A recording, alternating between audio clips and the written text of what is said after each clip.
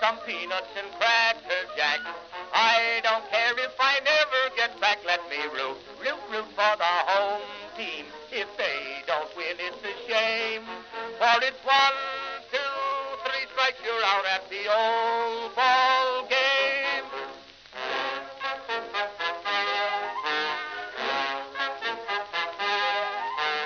Katie Casey saw all the games, knew the players by their first names, told the umpire he was wrong all along, good and strong. When the score was just 2-2, Katie Casey knew what to do. Just to cheer up the boys she knew, she made the gang sing this song. Take me out to the ball game, take me out with the crowd. Buy me some peanuts and cracker jack. I don't care if I never get back. Let me root for the home team. If they don't win, it's a shame. For it's 1, 2, 3 strikes, you're out at the old ball game.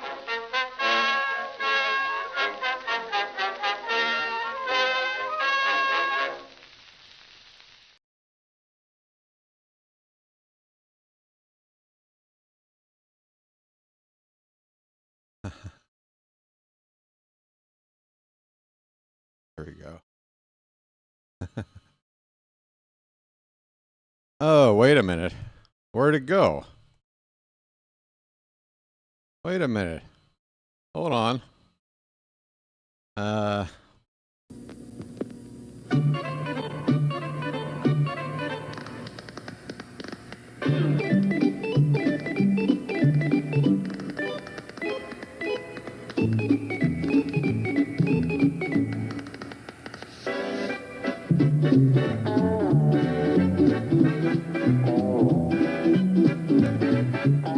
He met a strange friend in the Chesapeake Bay when Monday the Monster...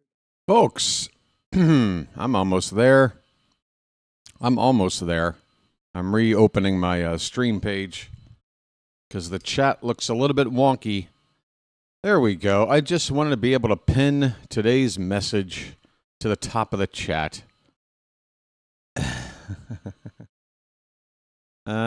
Apparently it's pinned. Okay. Doesn't show that way for me. All right, folks. Let's get started here.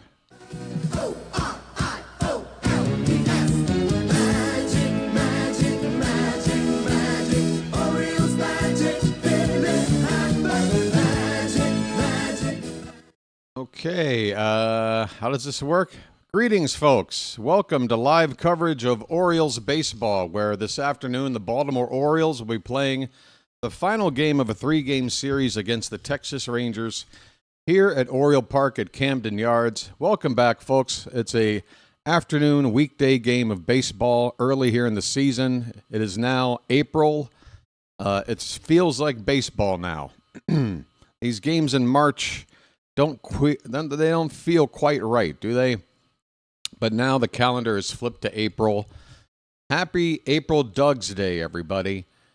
The annual tradition of April Doug's Day goes back now centuries. Always like to acknowledge a special day like this. Trevor Rogers is going to be on the mound, making his second start for the Orioles. We are looking to avoid getting swept after losing last night. It's our first losing streak of the season. We dropped the first 2 against these Rangers, and we do not want to get swept. Is Nathan Eovaldi going to pitch? Is Nathan Eovaldi going to pitch instead of Kumar Rocker? They are showing Eovaldi in the bullpen right now.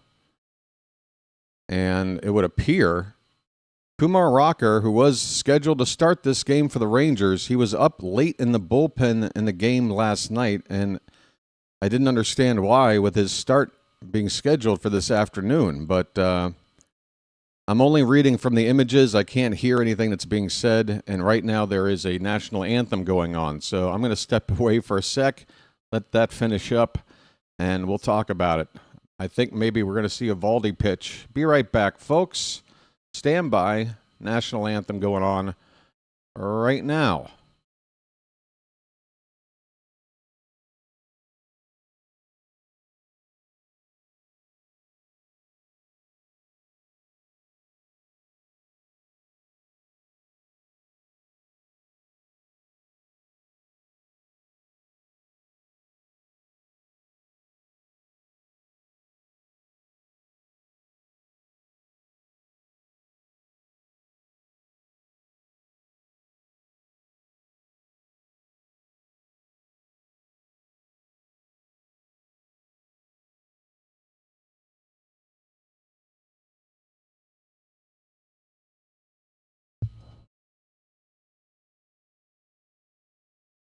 All right. Boy, we have got a pretty sparse-looking crowd today, folks. It looks like the smallest crowd so far this season. The Orioles' attendance, it's not fun to talk about. 42,000 plus on opening day, 26,000 in Game 2, down to 18,000 for Game 3 against Minnesota. And the first two games of this series, it's been under 15,000, 11,200 Game 1, 13,500 in Game 2. So those two combined is less than the attendance just for Game 2. Never mind opening day. And today it looks like it's closer to 11,000 than 13 for the attendance. Right. We got a lot to talk about, folks. Unfortunately, the big news from the loss yesterday was that we have a starting pitcher on the shelf for an indefinite amount of time. Zach Eflin felt some discomfort in his elbow. I think it was in the third or fourth inning. I think it was the fourth inning. And, he was in the middle of a batter. They saw one pitch. There was some concern. He threw another pitch, and the trainer came running out. He asked a series of questions. They brought Eflin out of the game, and they didn't waste any time in the post-game press conference to let us know. Craig Albert is telling us that he will be going on the disabled list. Albert Suarez has been called up in a corresponding move. Jordan Westberg has been transferred to the 60-day DL, which, don't let that bother you, folks. That puts his ability to be eligible to return till May 21st, which, according to the timetable we were given for Westberg, we're not expecting him back until early June anyway. So it's just a way to get Suarez onto the active roster without having to make another move that involves, like, say, cut somebody. So Albert Suarez will come in and help this bullpen out. We don't need to call Dean Kramer up. His turn in the rotation wouldn't come up again until the series against the White Sox. There's an off day tomorrow, and we've got 3 games coming up against the Pirates. That'll have Shane Baz, Kyle Bradish, and Chris Bassett going. Not necessarily in that order. I think the order would be Bradish, then Baz, then Bassett. Then we go to the White Sox on Monday. Game 1, that should be either Trevor Rogers. They could move him up because of tomorrow's off day. He'd be on regular rest. I'm looking at the official probable pitcher schedule. They have Rogers scheduled to pitch Game 2, but they might bump him up to Game 1. Either way, whether it's Game 1 or Game 2 against the White Sox next week, that should be when we call up Bradish. But until then, we'll have another arm in the bullpen, a proper long man as well. I think Albert Suarez, once we make the call for Kramer, will probably stick with the bullpen, and the move we would make would probably, I would assume, based on what we've seen so far this season, is to demote Yermíl Geraldo. Geraldo was one of the last guys to make this bullpen. He's had 2 really bad-looking appearances. I feel like he's cost us at least 1 game. Although, yesterday was a situation where, unfortunately, our manager set himself up for 2 options to go to at a critical moment in the game, a 1-run game at the time. He made the wrong choice, I think, by going with Geraldo over Nunez. Nunez did wind up coming into the game, pitched 2 innings, did give up a run, so it wasn't like he was perfect. But I feel like if we wanted to keep the game close, which it was at the time, that we should have gone to Nunez for our best shot at keeping it close. Geraldo put the game out of reach for us, pretty much. We did come back late. We wound up putting 5 runs on the board. Taylor Ward had a really good day, a 4-hit game, his first of his major league career, never mind for the Orioles, and that's lifted his batting average up. It was like $150 to go into the game, and now it's up to 300, maybe $1.25.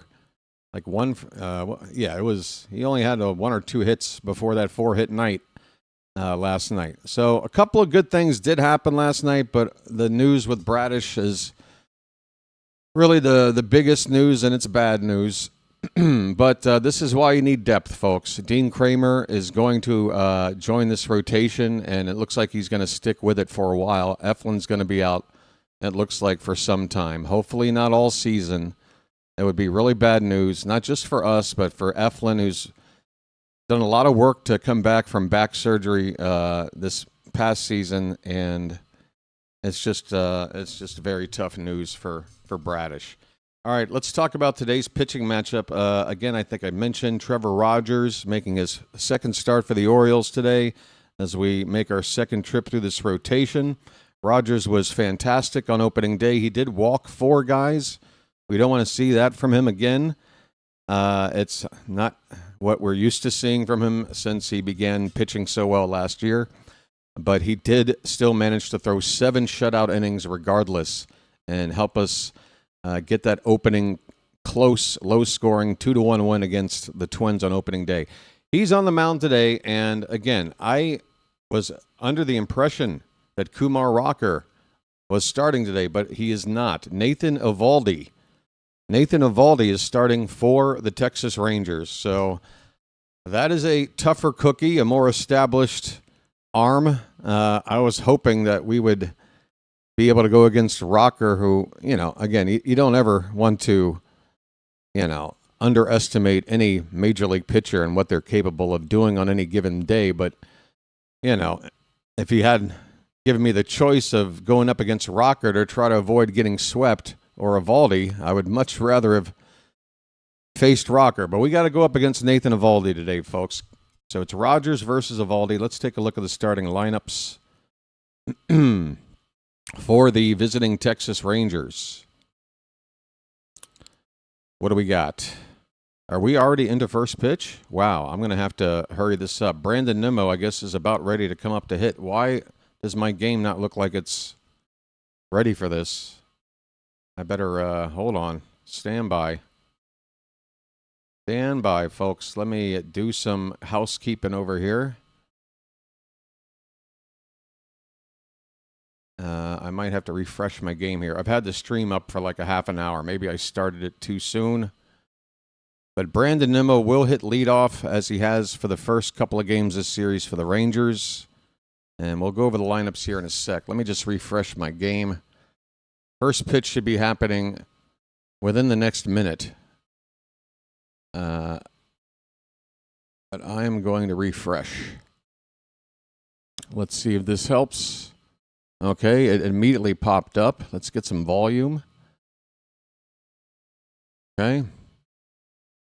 All right, Rogers is picking up the rosin bag right now. The Orioles have taken the field.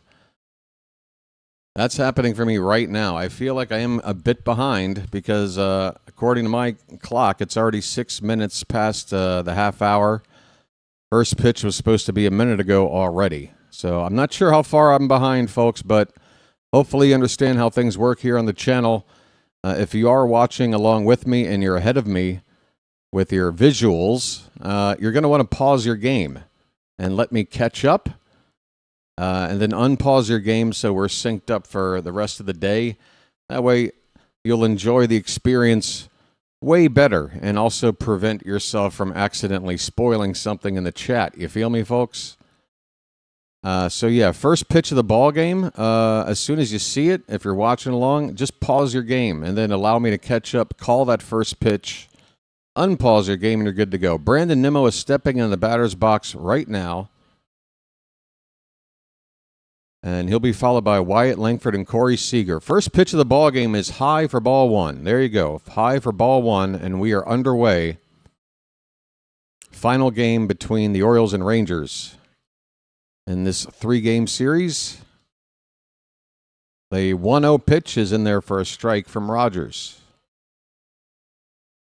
How you doing, folks? Charm City Chat. I'll catch up with you between innings. It's a beautiful day in this neighborhood. 1-1 pitch is fouled away.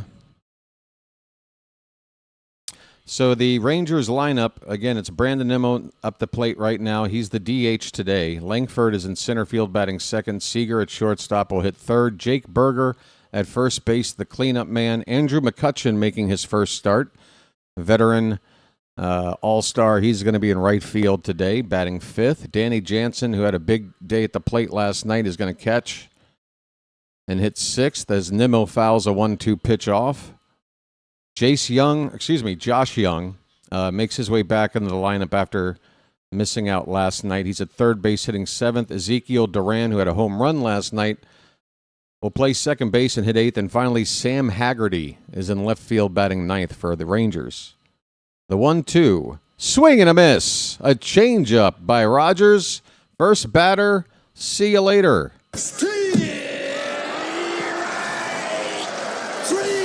Well, y'all come back now, you hear? Well, y'all come back now, you hear? And that's how this afternoon starts. Tonight for me, folks. It's not even midnight yet. It's April 1st for me too, folks. We're sharing the same day together right now. It doesn't happen often, but we'll be sharing April 1st for at least the next 21 minutes. Here's a pop-up on the infield. First base side, foul ground near the Oriole dugout. Alonso makes the catch on the track for out number 2. Defensively for Baltimore, left to right in the outfield, Beavers, Leody Taveras, and Colton Cowser is going to make a start in right. On the infield, Mayo at third, Gunnar at short, Jeremiah at second, Alonso at first. And Basallo with this day game after night game behind the plate for Rutschman, doing the catching. Here's Corey Seager, 2 down, nobody on, and he takes ball 1. Seager early in the season with a couple of home runs already, hitting .333.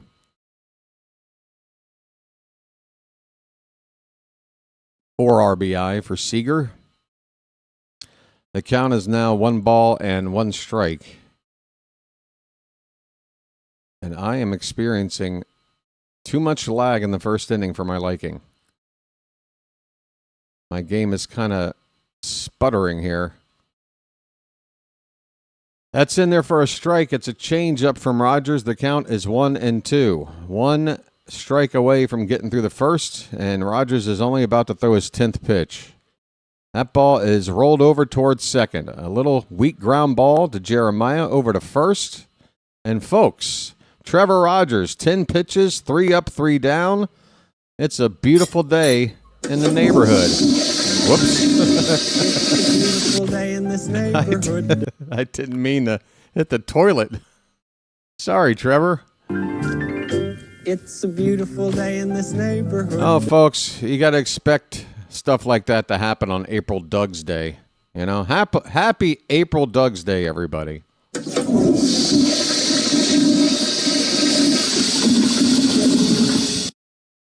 That's right. In fact, here, just as a reminder, there you go. Happy April Doug's Day, everybody. Yes. Yes. All right, whatever. Right. What do we got? We are going to have to once again play up to the Blues and the Yanks, and it's only April. Not only is it only April, it's only early afternoon, April 1st. It's barely April. Everybody freak out. Come on, folks. Let's go. That's right. We can't have anyone freak out there, okay? We've got to keep our composure. We've come too far. There's too much to lose. We've got to keep our composure. I know, folks. I said it yesterday that the game yesterday was going to have a giant impact on how Oriole fans are going to feel. Because if you win yesterday, you're 3-2. You got a .600 winning percentage. That is a playoff team. You lose that game, you're 2-3. You have a .400 winning percentage. Now you're a last place team. That's what one game this early in the season means in terms of record. Hang in there, folks. Nate Eovaldi, 22 starts last season, was fantastic. 11-3 record, a 1.73 ERA. This is the guy that was putting up numbers like Trevor Rogers. So what a pitching matchup this is. First pitch sinker to Taylor Ward is in there for a strike. Ward with a 4-hit game yesterday, raising his average to 300. Still looking for his first Oriole home run. Taylor? He takes low on a splitter, 1 ball and 1 strike.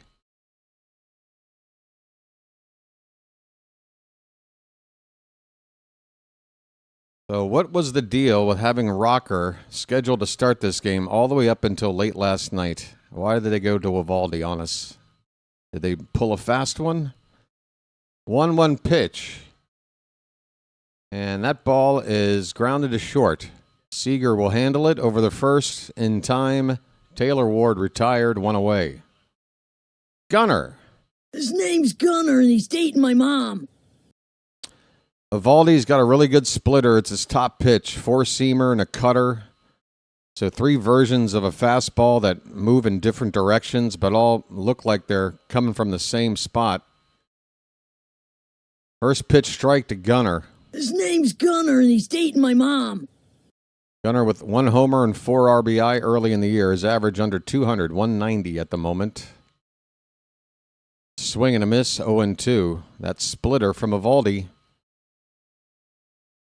Starts middle in terms of height in the zone, and then it just drops right to the bottom. Tough pitch. You got to get under that pitch, and you got to wait a little bit. Gunner reaches for this one on the outside part of the plate, and as he makes contact, my game froze. He is truly in mid-swing, having made contact. Looks like he popped it up. And he did. To center field. Gunner flies out to center field for the second out of the inning. So 2 quick outs, only 6 pitches for 2 outs for Eovaldi. Here's Alonso. And a called strike on a pitch borderline at the bottom of the zone for the polar bear. A polar bear stirs. Hey, Daniel. A new Magic member. Daniel, thanks for joining up, buddy. Nice binoculars you got there. Message for you, son. The 0-1 to Alonso. In on the hands, rolled over, and that's a fair ball. Third base. Alonso should be able to beat this out. He will, and the throw is wild. Unfortunately, the deflection comes right back to the first base area where the second baseman backing up picks up the ball. Pete will be on with an infield single. Ground ball up the third base line. Pete, a right-handed hitter, still able to pull that ball and force Young to carry his momentum way into foul territory. No chance to get Pete. So a 2-out infield hit. That'll get Sammy up, and man, I want to see Basallo take some better at-bats today than yesterday. First pitch, Sammy's taken for strike 1. Basallo hitting just 143 at the moment. Sammy. Sammy.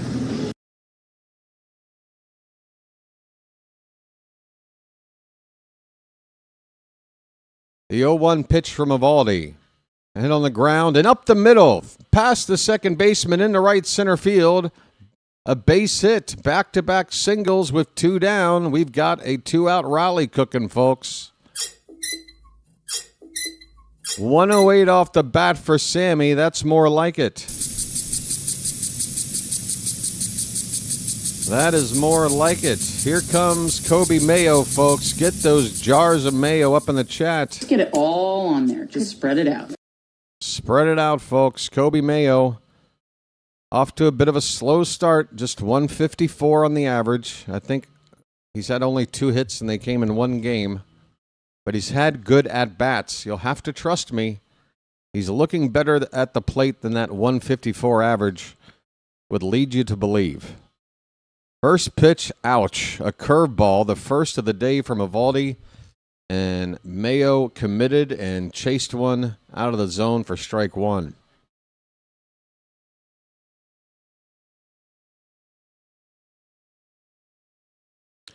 Two on, 2 out here in the bottom of the first. The 0-1 pitch.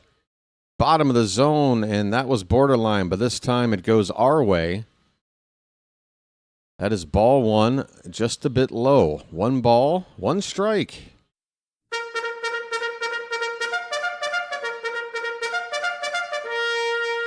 Pitch, swung on a miss. That hard splitter in on Mayo. Off the plate inside. He chased 1 ball, 2 strikes.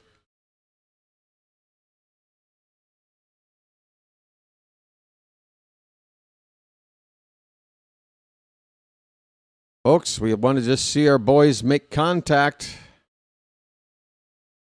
Something good can happen when you put it in play. The 1-2 pitch, no contact. A hard-breaking curveball, swung on and missed. Mayo down on strikes, and the Orioles leave 2 men on base here in the first. Big buck, stop it all. I got to tell you, I don't know if there's even 10,000 people here today. This might be a 4-digit number attendance. And, folks, I get 4-digit number attendance doing this on YouTube. I might beat the attendance today. I don't know. It's going to be close. We go to the second inning, no score. Hey, folks, do me a favor, why don't you? It's early. We've got a commercial break. Go ahead and hit the like button. Tap that thumbs up at the bottom of your screen while I say hello to you, okay? Let me scroll back to the top of the chat. I missed, I guess, the beginning. It's been too long. George, Phantom, Franklin, Jordan Gallagher, saying Doofy. Yes, Doofy is with us today. Tom Free, Carl, Matt Abel, Ryan Lust is here. Kurt Montgomery, Richard DeRocher, Chilo is, of course, is here. Michael Mertig, Jordan Gallagher. Did I get you already? That's hard for me to keep track. Vonnie is here. He's crying with laughter about April Doug's Day. Hey, folks, we've got traditions. JKP2EF. Team needs to get it together. We're going to try. George Pigtown. Pigtown's here. Good to see you as always, Pigtown. Keep up the good work on your channel. Check out Pigtown Sports, folks, for his YouTube content. It's good stuff. El Duderino is here. Always nice to have him. Nicholas Handy. Thomas and friends. First pitch of the second inning on the outside corner for a strike to Jake Berger. No score as we begin the top of the second. Looks like everybody else's repeats. Erica Cirque, Vanilla SP. And I think I'm all caught up, at least on the horizontal side. Vertical side looks pretty dead. Maybe 5 total comments. But hello to you over there on the vertical side as well. I think I see Garrett Family Aquatics. How you doing, Garrett Family? There's a Matthew over there. Hello. And a Thomas and friends over there. How you guys doing? All right. Jake Berger has a count of 1-2 strikes. He had 1 hit last night, but that brought his average down from the upper 400s down to 409. He's off to a good start. Really big opening series against the Phillies. He grounds this ball third base side foul. Still 1-2 strikes. Berger will be followed by McCutchen and Jansen here in the second. Oh, it's Erica from last year. How you doing, Erica? I remember you. How you been, hun? That's a called strike 3. Fastball on the outside corner. Well, y'all come back now, you hear? It's a beautiful day in this neighborhood. All right, first out of the second inning. Second strikeout for Rogers. Here's McCutchen. Andrew McCutchen, a Pirate for life until now. And a backdoor cutter for strike 1 from Trevor Rogers to get ahead. McCutchen early doors with a .455 average, a home run, and 4 driven in. Ground ball to short. Routine play for Gunnar. He's got a nice, kind bounce. Why is he throwing off balance like that? There's no reason to. Just plant and throw, Gunnar.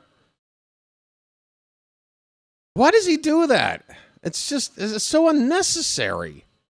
It's a routine one-hopper. Just plant and throw. Why do you got to, turn your body away from the base and throw with a slingshot throw? I don't get it. I mean, clearly it's comfortable for you, but fundamentally it doesn't make sense. I don't get it. Popped up. First pitch swinging, Danny Jansen. Second baseman Jeremiah in the shallow right center is going to make this catch, and the inning is over. Another easy inning for Trevor Rogers. 3 up, 3 down again, and that time it only took 8 pitches. 10 pitches in the first, 8 in the second. Rogers is doing it again. It's a beautiful day in this neighborhood. I mean, folks, I'm telling you right now, if I'm running a Little League team and I got my shortstop with a ground ball like that, throwing the ball to first like that, I'm going to tell him, what the hell are you doing? Comfortable. Gunnar feels comfortable to be moving toward the... I mean, but how uncomfortable is it to do it the same way every other shortstop has done it for the last 150 years of the sport? Gunnar is just different. I mean, I don't get it. I don't get it. And you need to learn to be comfortable doing it, the traditional way on a ground ball like that. In my humble view, look, when he makes the play, it's fine. But anytime he throws like that and he throws it away, how are you not going to point to the fact that it has something to do with it? I don't know. I think he does it because he thinks it looks cool. Again, if I'm playing around with the boys, if I'm in the Sandlot, I'm probably doing it like that too. But this isn't the Sandlot.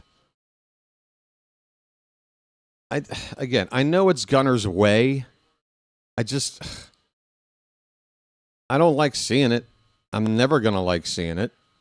And, I'm not going to point it out every time it happens, but that was just the most routine of ground balls. Just plant and throw, dude. Please.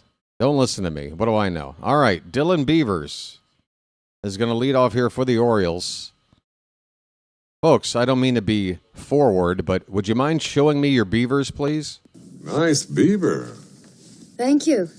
I'd really like to see him.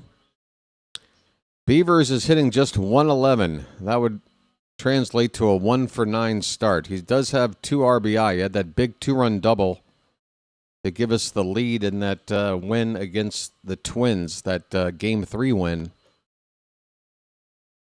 That pitch is low and in. 2-0 on Beavers. Folks, George is showing me his beaver. Don't let George just be out there alone. If George is willing to show his beavers, I don't know why nobody else is. This 2-0 pitch is tapped foul behind the plate. All right, that's much better, Phantom. Your beaver's looking nice today. Did you get a trim? Is that a trim? Yeah, very nice. 2-1 the count on Beavers. Swing and a foul tip. Strike 2. 2 balls, 2 strikes. There we go. Yes. Cowser is on deck. A 2-2 pitch. Oh, a splitter that was dipping quickly. I don't know how Beavers fought that off, but he did. He stays alive after a strikeout pitch. That splitter was, I think most guys swing and miss on that. Beavers got a piece of it. 2 balls, 2 strikes to the leadoff man here in the bottom of the second. There's no score, folks.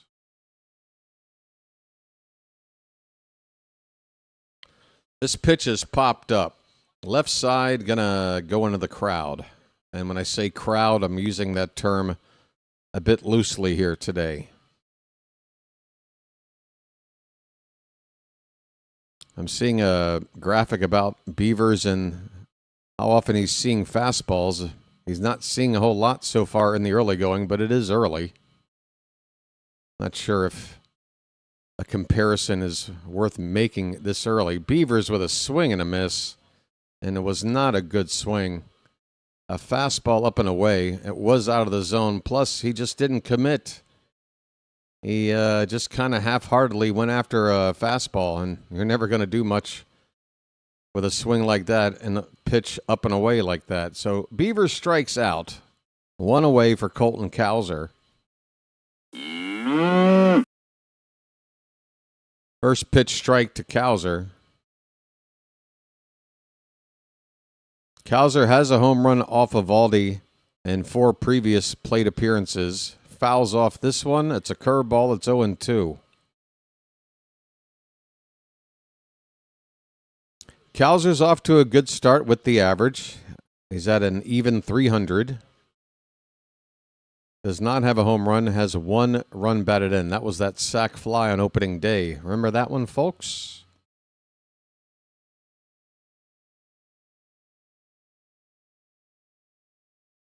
'24th pitch of the afternoon from Evaldi's a ground ball, backhanded at short by Seager. Going to be a tough play. Cowser can get down the line, and he'll beat it out.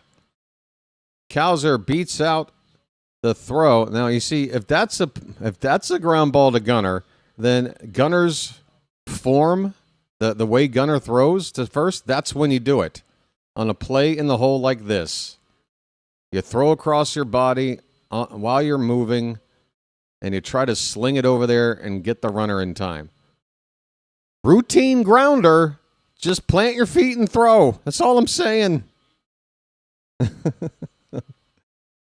I can't help myself, folks. Hey, it's Leody Taveras facing his former club as he makes his first start for the Orioles. Line drive, base hit into right field. Taveras wastes no time on an Evaldi splitter. And look at Cowser motor first to third. He gets there easily. We've got runners at the corners and only 1 out, folks. Let's go. Splish, splash, I was taking a bath. Let's go.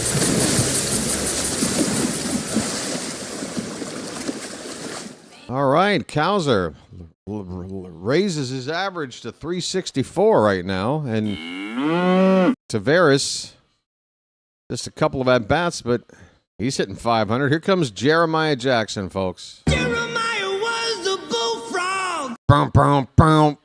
He was a good friend of mine. Boom, boom. I never understood a single word he said, but he helped me drink his wine. Jeremiah to center field. That ball's going back.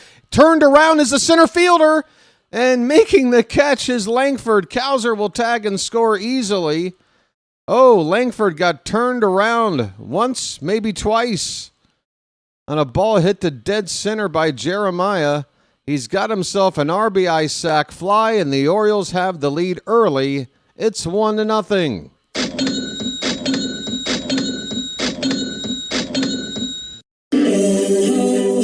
It's magic, you know. It's magic. On a magic carpet ride. On a magic carpet ride. First pitch strike, a cutter to Taylor Ward. Runner at first, 2 down. Jeremiah, the base runner.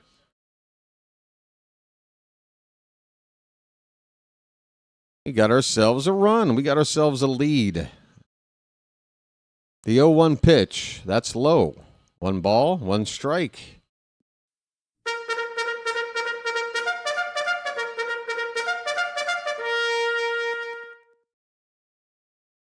I said joy to the world. All the boys and girls now.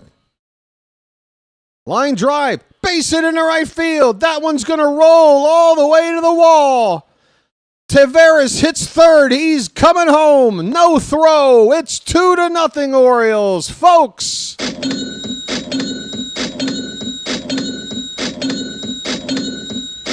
Ward picks up where he left off with his 4-hit game last night with an RBI double. It's magic, you know.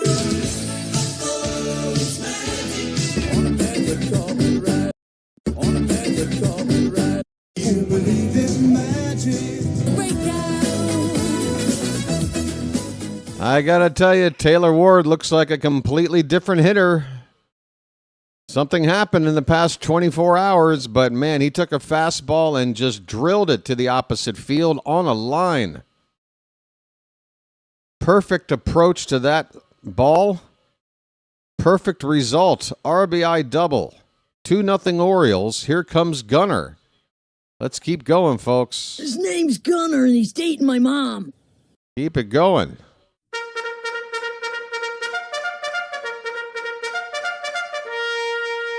Gunner with a swing and a foul tip at the plate. It is 0-1. Gunner flew out his first time. If there's one thing Gunner hasn't had a lack of early on, it's opportunities to drive in runs. He's got another RBI chance here. Swing and a miss on a curveball, and boy, Evaldi, I don't think he's gotten anybody to make contact on that curveball yet. He might be wanting to mix that in a little bit more. 0-2 pitch. That one is a curveball that started too low. Bounces in there for ball one. Everybody clap your hands. Hey, we're up to 50 likes. It's good to hear, folks. We got to get to 100. That's just a starting point. So keep it going, folks. Tap that thumbs up if you don't mind, bottom of your screen. The 1-2 pitch. Fouled straight back. Still 1-2 on Gunner. The Orioles have scored twice here in the second inning. I think this is our first multi-run inning this early in the game or something like that. I don't know. It just feels good to get a couple of runs on the board at this stage of the game. Hopefully we'll keep adding more and more on as the afternoon goes. Check swing on a high pitch. Gunner lays off. Count even up at 2-2. Ward is at second base after that RBI double with 2 down. Evaldi will throw his 35th pitch next. And here it comes. Curveball. Gunner hits a fly ball to right field. That ball is going to stay in the yard. Coming in on it a bit toward the foul line is McCutchen. He makes an easy catch, and that will end the inning. But the Orioles rally with a lot of stuff happening with 2 men down. 2 runs on the board, a sac fly by Jeremiah Jackson, scoring Colton Cowser, and an RBI double by Taylor Ward that brought in Leody Taveras. At the end of 2 here on April Doug's Day, it's the Orioles 2 and the Rangers nothing. Folks. It's a beautiful day in this neighborhood. All right, I'm going to step aside for a minute. I'll be right back. Don't you goo anywhere. If you do, at least use a tissue or something. He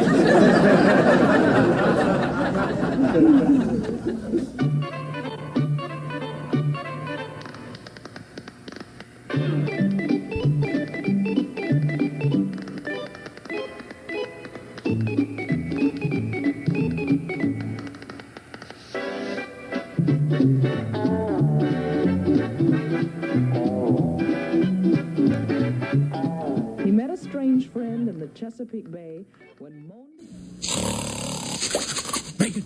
Bacon! Where's the bacon? I smell bacon! Bacon! Bacon! Gotta be bacon! Only one thing smells like bacon! That's bacon! Bacon! Bacon! Bacon! Bacon! There! From that bag! What's it say? I can't read! Please! Please! Give me what's in the bag! Chewy, yummy, smoky bacon! There you go. Oh boy, oh boy, oh boy. No, no, no, no, no, no. It's bacon! No, it's Bacon Strips, brand dog snack from Purina. Bacon Strips. Dogs don't know it's not bacon. It's bacon! As the 1-2 hit right back to Louie. Goes the second one. On the first, Jazz throws it. What the fuck was that? Let me have a Diablo sandwich, a Dr. Pepper. Make it fast. I'm in a goddamn hurry. I am the Cal Ripken of birthday cake. All right. It is time for the third inning. Trevor Rogers has been masterful through the first 2 innings, throwing just 18 pitches, 6 up, 6 down. Here's Josh Young, the right-handed hitting third baseman, and the first pitch is a sweeper low for ball 1. I'll be back on screen in a minute, folks. I'm just snacking. I need a snack. It's only just after midnight, folks. It is officially April 2nd now for me. This ball's hit out to right field. Cowser making his first start this season out there with the catch. And Josh Young is retired, 1 down. Ezekiel Duran coming up.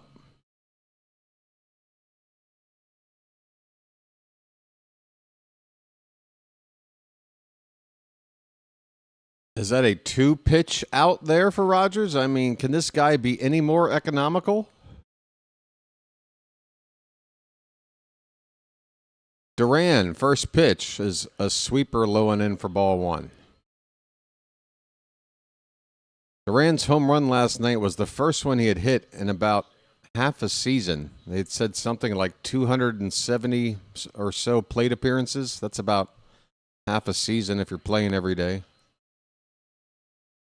So that wasn't a normal result for a guy like him. The count now 2-0 on Duran. Rogers working quickly, and now it's 3-0. That changeup is inside. First time Rogers has gotten to a 3-0 count today. I think it's the first time he's gotten to 3 balls at all. Never mind the strikes. 3-0. That one just hits the top of the zone. 3-1. So a quality pitch despite a count where normally you just see a guy just throwing in the middle to get that first strike. This one is down the middle. It's hit on the ground to short. Gunner backhands. Now explain this. Explain this. This one is in the hole. Gunner backhands it with his feet planted and throws in a more traditional way. And he gets the ball there. So what is it, Gunner? Is it a preference? Is it just whatever the mood strikes you? What exactly is your method to your madness? Here's a ball that's going to dunk in front of Taveras in center field. Haggerty, another number 9 nobody hitter, getting a hit off of us. God, it's like clockwork. It's amazing. We've got to pitch around the number 9 guy. I don't know what to tell you. Every damn time. 2-out knock from Haggerty. And that'll bring Brandon Nimmo up.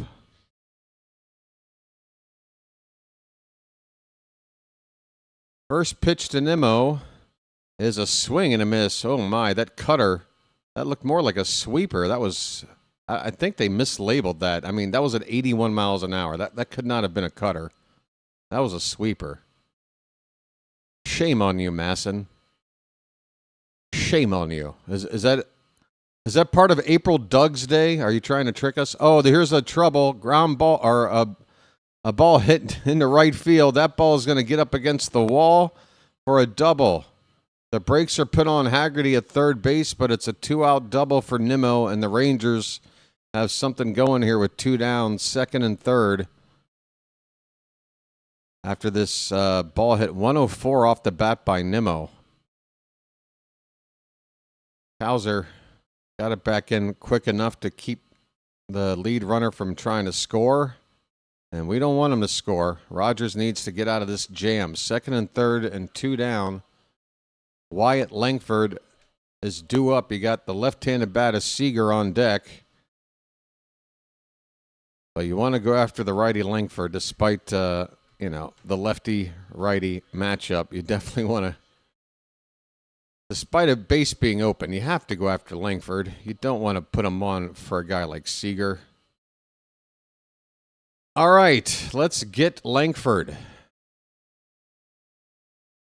Second and third, 2 down. The first pitch is low and away with a changeup. All right, I forgot to get myself back on camera. That's my fault. I'm sitting here just zoning out. Hi, everybody. I'm alive. 1-0 on Langford. Make it 2-0. 30 pitches now for Rogers. Pitch count is fine. Let's just get this out. 2-0 pitch. Popped up on 2-0. This is what you got to love about Trevor Rogers. Gunner will wave everyone off on the lip of the grass, makes the catch, and Rogers gets out of trouble. The Rangers strand 2 in scoring position. Rogers with another economical inning despite the 2 base runners. That is 3 innings, 31 pitches. That is 10.3 pitches per inning. This guy could go the distance at this rate.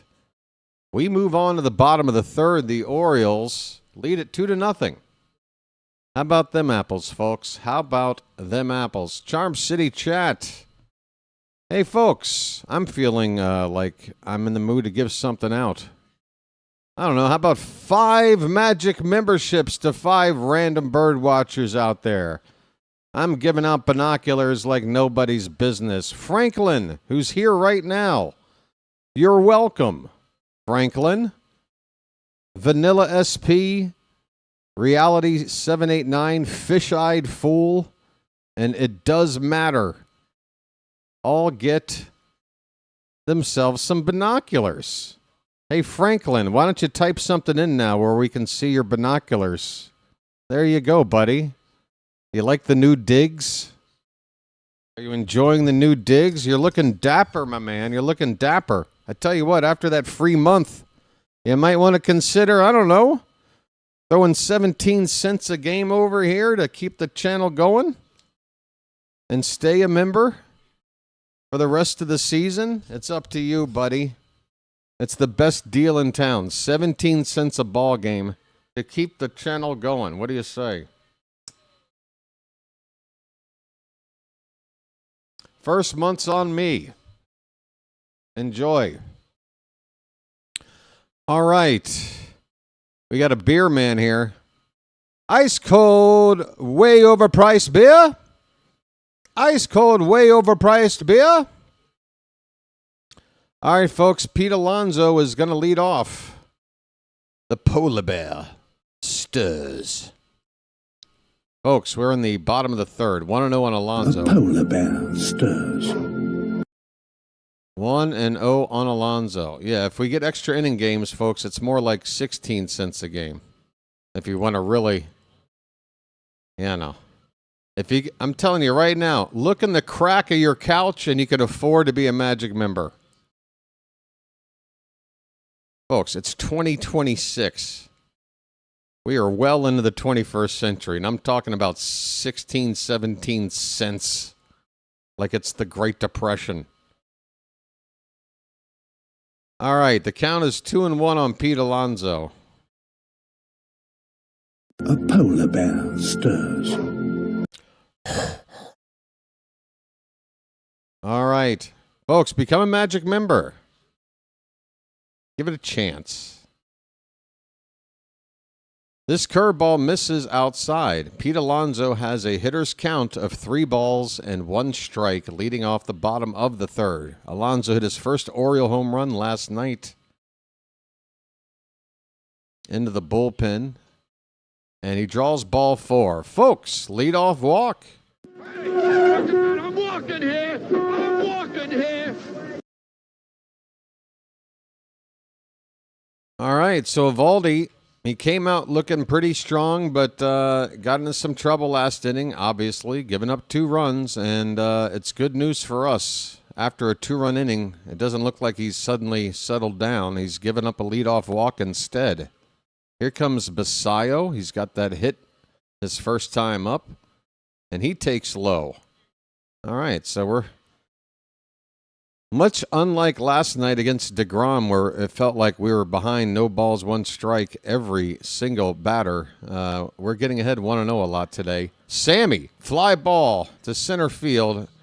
Backing up is Langford, still backing up. He'll make the catch in front of the track. It was a loud crack off the bat of Basallo, but it is a loud out to center field. 1 away. Kobe friggin' Mayo. Let's get it all on there. Just spread it out. Mayo struck out first time. He needs to have a big game. He deserves it. By gum, first pitch. Inside, ball 1. Alonso over at first base. He had a little fun over there with his old teammate DeGrom last night. DeGrom checking Alonso back to the bag, and Alonso not expecting it with the first baseman off the bag. Swing and a miss by Mayo. A curveball that wound up quite low. 1-1 the count. Folks, we got well over 100 people here. It's good to have another nice crowd, especially on a weekday afternoon. Please do us a favor. Let's get the likes up to 100. We're 2/3 of the way there. Just take a moment of your time and tap that thumbs up at the bottom of your screen, please. It really does help out the channel as Mayo fouls off this pitch to make it a ball and 2 strikes.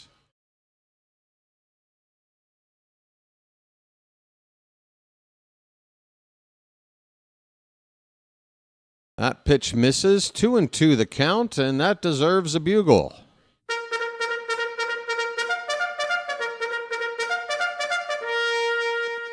All right, so Mayo seeing pitches, working the count. Hopefully something's going to pay off here. Again, I feel like he deserves a payoff with the way he's looked at the plate so far. Swing and a miss. My goodness, that curveball again. I don't think anybody's touched it today from Eovaldi. It's got a huge break, a hard break, and it's just impossible because either you're going to just give up on it because it starts above the zone and then it hits the bottom, or you see it in the zone and you swing and it's in the dirt and you're screwed. You're screwed. And Mayo was screwed there with a strikeout. 2 down. Here is Beavers. He looks at a ball. That was a cutter outside from Eovaldi. Next pitch. There's a breaking ball. That one's fouled away. All right, we made contact with the curveball here. That's something. But I would expect Eovaldi to go to that curveball more frequently the way he's been effective so far. Here's a line drive, base hit up the middle. And Beavers just kind of reached out and poked that one up the middle. Didn't try to take a full swing, just kind of reacted to that pitch and hit it right back where it came from. Nice piece of hitting there by Beavers. I mean, folks, we're seeing some good stuff here today from the offense. Some promising stuff. I'm not saying everything's all solved right now, but I am seeing some promising things right now off a pretty tough pitcher in Eovaldi. First and second, 2 down. We had a 2-out rally to put the 2 runs we have on the board. Can we do it again? Here's Colton Cowser. Folks, we see the cows already in the chat. Throw some more in there. First pitch is ball 1 to the Milkman. And folks, I'll give out another 5 free Magic memberships tomorrow, but I'm hopefully encouraging maybe 1 or 2 of you to go ahead and sign up on your own. I'll tell you what, wait till tomorrow, see if you get the free one. If you don't, then go ahead and bite the bullet and sign up. What do you say? We got a deal? Great. I'm a hell of a salesman. 2-0 the count on Cowser. Pitch. That's outside. We got a 3-0 count, folks.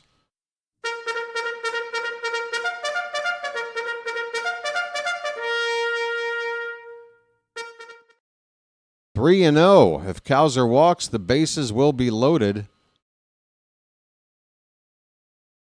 Pitch. Cowser swinging 3-0. That fastball would have been a strike, but it was on the outside black. And Cowser fouls it away. 3-1. What will he get here? A chance to really do something big. I want to see Cowser. Come on, buddy. 3-1 count. Pitch. Ball 4. All right. I'm walking here. The bases are loaded.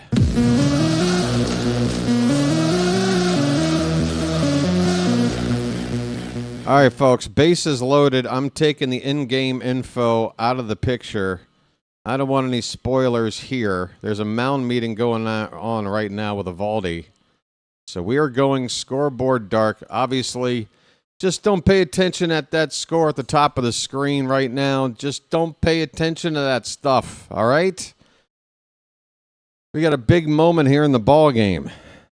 The Orioles have a 2-0 lead already. They've got a chance to double that lead, if not more, with 3 men out there on base. Bases loaded, 2 down. Leody Taveras will be the batter. He delivered with a hit on the first pitch he saw, first time up.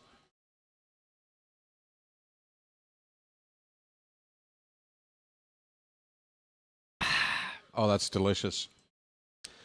Here we go. Taveras, switch hitter batting from the left side against Evaldi. First pitch, swing and a miss on that curveball. Hot damn, and that was not one to swing at because it wound up inside for a ball, but we swung. The next pitch, taken high. 1-1 on Taveras.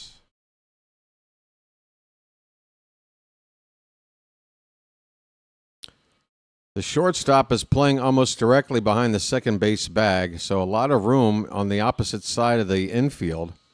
This ball's lined to right. That ball's trouble. That ball's going to be up against the wall. And it takes a funny bounce. 1 run scores. The relay throw is in.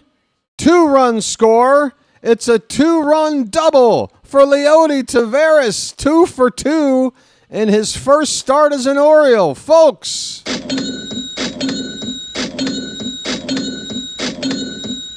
It's 4-0. It's magic, you know. It's magic. On a magic carpet ride. On a magic carpet ride. You believe in magic. Break out. All right. Party at the Moon Tower. Got a full keg. Everyone's going to be there. You ought to go. Second and third for Jeremiah. He had a sac fly first time up. There's 2 down here. He needs a hit if he wants to help out. Or he could draw a walk. The count is 0-1 on the Bullfrog. Pitch. Tapped behind the plate. Foul 0-2. Jeremiah was the bullfrog.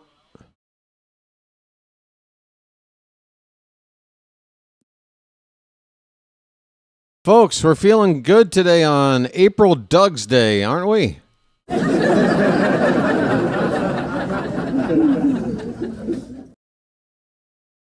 0-2 pitch to Jeremiah.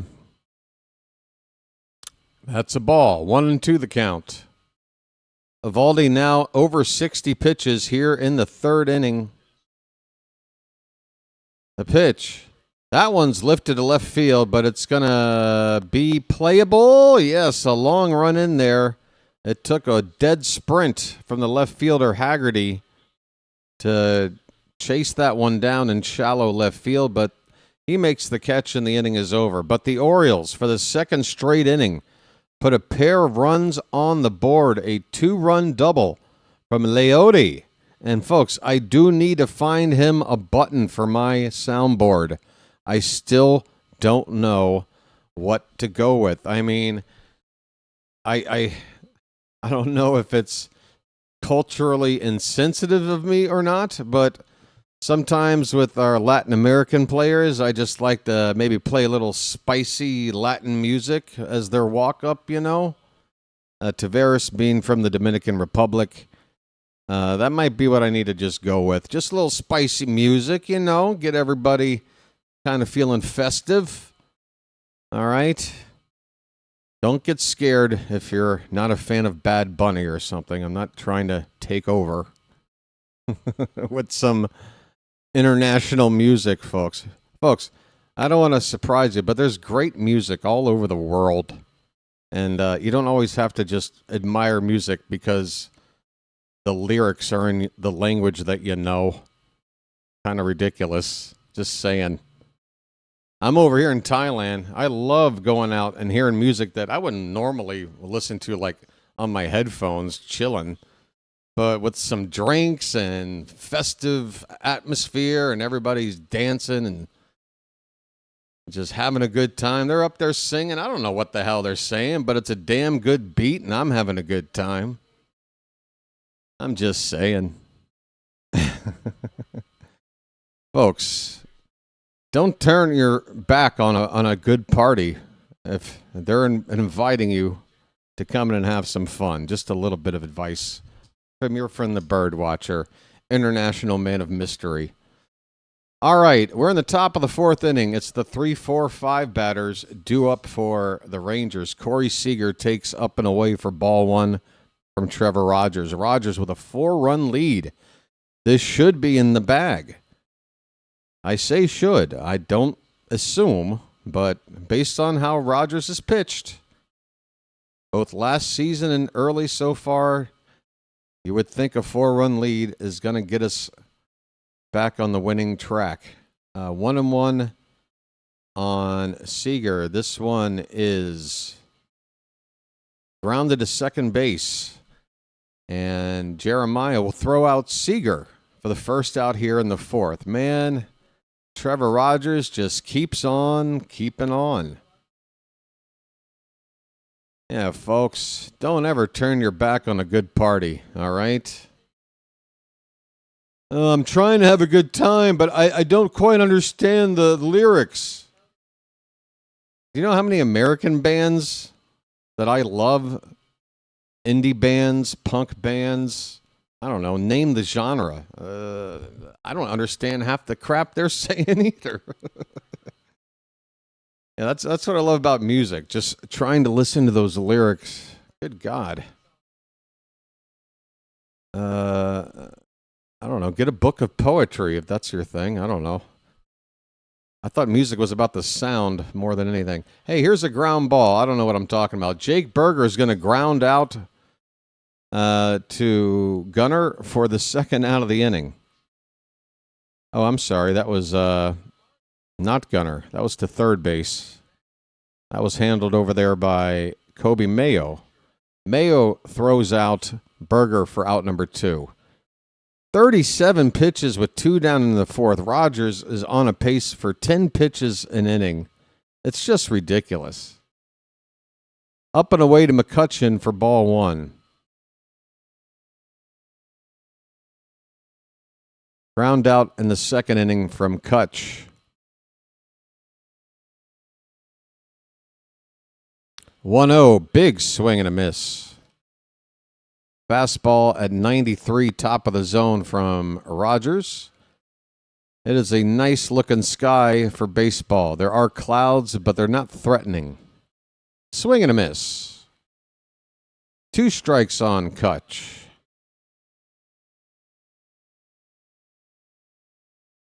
Oh, Geraldo, I hope, Geraldo, go back to the talk show format. I'm really not looking forward to another Geraldo appearance anytime soon. 1-2 pitch is low. Not that Geraldo can't redeem himself at some point, just not right now. We need to kind of figure out the best of what we got, and we can't really afford to drop games and fall behind early. We got to go with our best guys, and he's not one of them right now, so I don't want to see him. 2-2 pitches upstairs. That's a full count on McCutcheon. 2 down, nobody on. We're in the top of the fourth inning. The Orioles ahead 4-0, trying to pick up one game in this series, avoid a sweep, and take something positive on the road to Pittsburgh. Line drive, a leaping grab attempt cannot be made by Jeremiah. That's going to get into right center field. McCutcheon with a line drive to right center with 2 down. His first hit of the ball game. He's 1 for 2. And Danny Jansen will be up next. 2 down in the inning. So a 2-out hit. Going to try to just get this guy Jansen and go on to the next inning. Like Rogers does. Are we getting spoiled with Rogers? Oh, did I forget to put the info back on the I forgot to put the info back on both sides. I'm sorry. I should have put the info back a lot sooner. I apologize. I do think I did the right thing in taking it down during that rally there. I was happy to not have anything spoiled, at least for myself. But I forgot to put it back up. 0-1 the count on Jansen. Pitch is a swing and a miss, 0-2. Folks, the sub count. Is this the beginning of the end for the sub count? It has not moved yet today.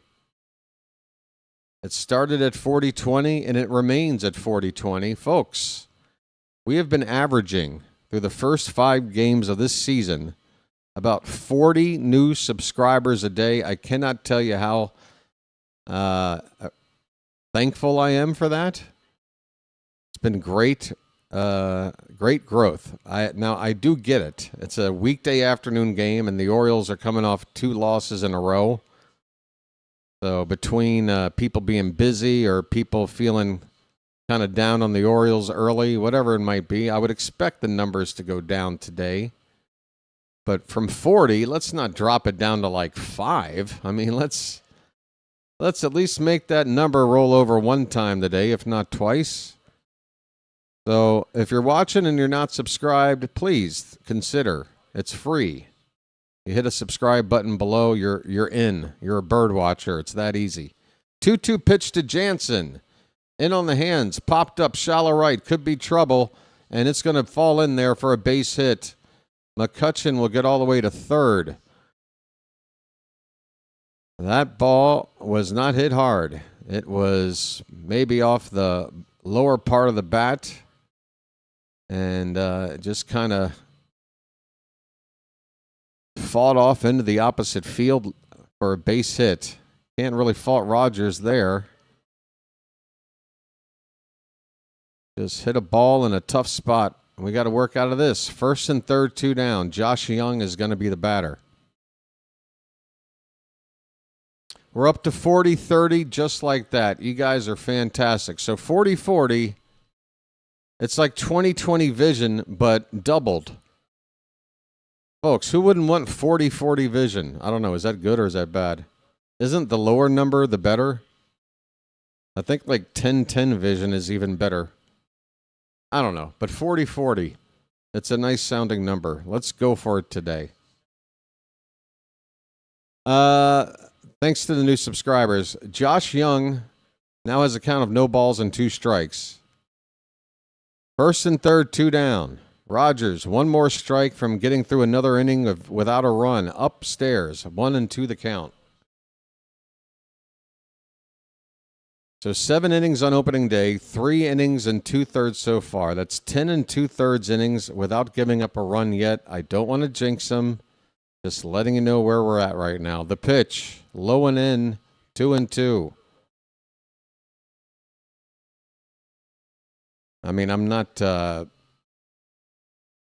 taking a controversial stance, I think, if I just sort of break the news to you folks that Rogers will not have a season ERA of 0.00. Eventually. 2-2 pitch. That one had the plate, it looked like, but a bit low. No challenge. It's a full count now. The runner at first will be off on this pitch. 2 down in the inning. The 3-2 hit hard on the ground and through a large hole on the right side. A base hit, and the Rangers are on the board. Rogers does give up his first run of the season. And folks, if you want to say I'm responsible for it, go ahead. I was just trying to let you guys, feel like, hey, don't worry if he gives up a run here. It happens. The guy has there it goes. There goes Chilo. Huh? Jinxed it saying 4 runs was okay, Chilo. If you want to say I jinxed it because it's a 4-1 game right now, feel free to say I jinxed it already. I feel like you're jinxing it by saying that when it's a 4-1 game right now. Yeah, you guys are insane. It's fine. Like, I already know it's coming. So go ahead and do the predictable thing. It's fine. Mound meeting for Rogers, already done with. Quick chat from Drew French. First and second for the Rangers, Ezekiel Duran is up. 0 for 1. First pitch is high to Duran. 1 ball, no strikes. Yeah, I'm not going to regret anything I said. I said you would hope that 4 runs would be enough for a guy like Rogers. I didn't say we've got this in the bag, right? This pitch is popped up foul. 1 ball, 1 strike.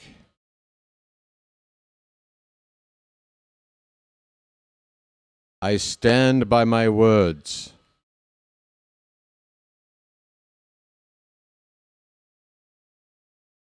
The 1-1 pitch. Way inside. Duran has to move his hips out of the way of that one. It's 2-1.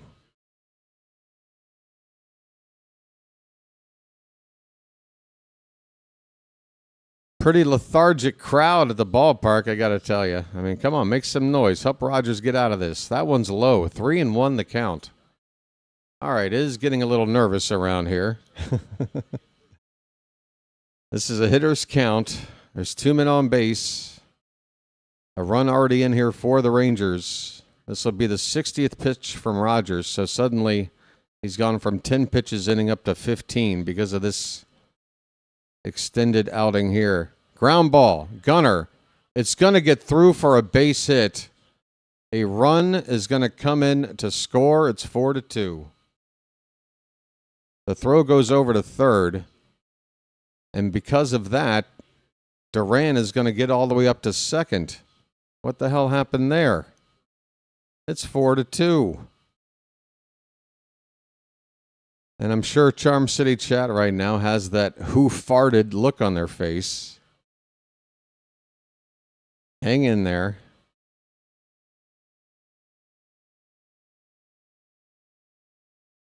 Here's Haggerty. Takes low and in for ball 1. Haggerty with a single his first time up.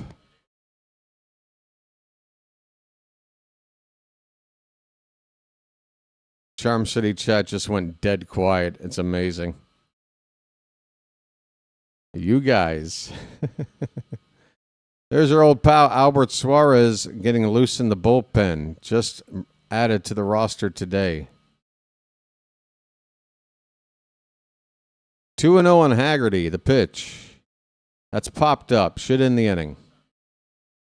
Shallow center. Tavares waiting. He's got it, and that'll do it. The Rangers score twice. Trevor Rogers is human. That is the news. Breaking news, folks, here on April Doug's Day. Trevor Rogers is human. Okay? Somebody let me know what his current ERA is so that we can all go, I can't believe it. 1.64. Basically, same Rogers as last year. I mean, this is what I was trying to say right before he gave up that first run. Like, it's going to happen. He's not going to have a season ERA of 0.00. I'm sorry to be the one to break your hearts, okay? Rogers has an ERA of 1.64. What was his ERA last year? 1.81? Come on, people. It's going to happen, all right?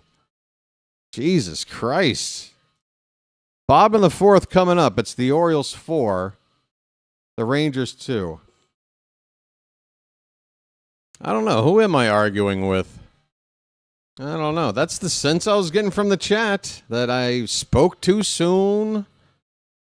That, you know, all that's, yeah, you know, I get it. I get it. I can take it. I can take it. All right. Let's see here. There are some notes from Rockabatko's write-up this morning. Hey, on this day back in 2002, the Orioles played an opening day game. Hold on a sec. Melanie Newman's got her cans out today. She's got a white shirt. And she's doing the bird hand signal. Are there any other hand gestures you want to show us there, Melanie?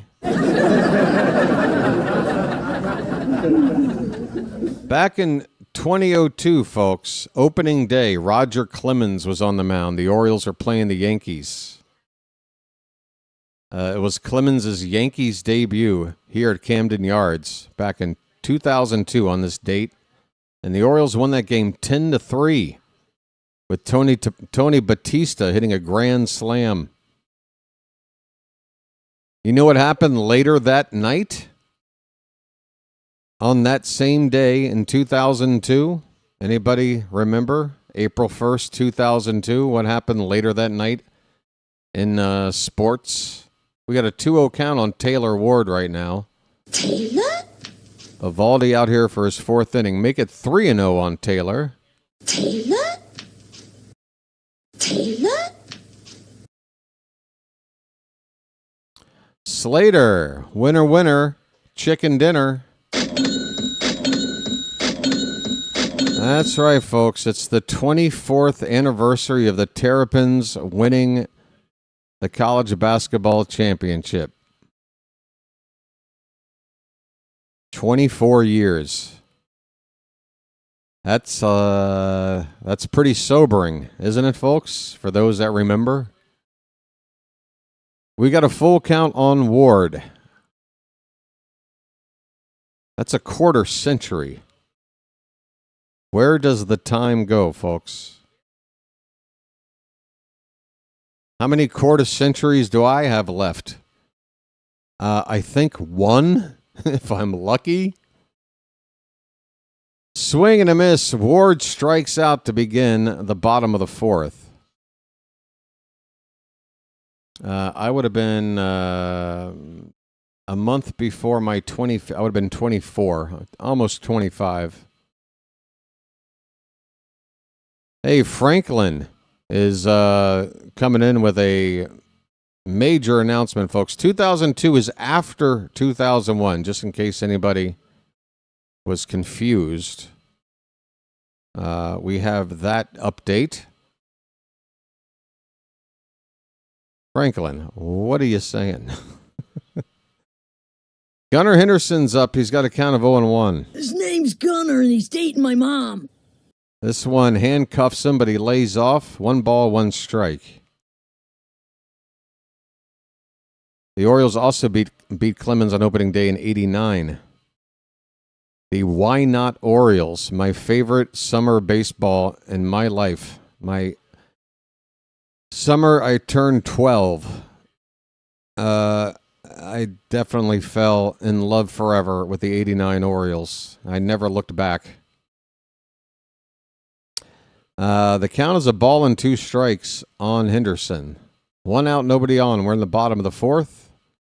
Pitch, swing, and a foul.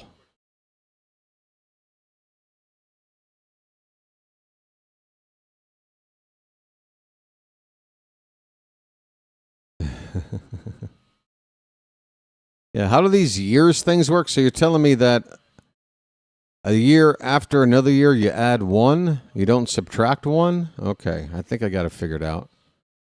Low and in on Gunnar. That nearly got him on the foot. A curveball in the dirt. 2-2 on Gunnar. I don't see any Gunners in the chat. We got a lead here today, folks. If you can't keep it up, if you can't keep the energy going in the middle of the day with a lead, when we're trying to avoid a sweep, I don't know. I might need to recruit some new bird watchers around here. 2-2 pitch. Swing and a miss. We didn't get those Gunners in the chat in time, folks. He's down on strikes. 2 away. All right, we can do better right now. Let's get the polar bears up. A polar bear stirs. We can do better right now. A polar bear stirs. Base is empty, 2 down for Alonso. First pitch is a strike. Alonso, a single, a walk, and a run scored. Evaldi on 75 pitches right now. Looking like he's on pace to go 5 innings. That one bounces in there. Easy to lay off. 1 ball, 1 strike.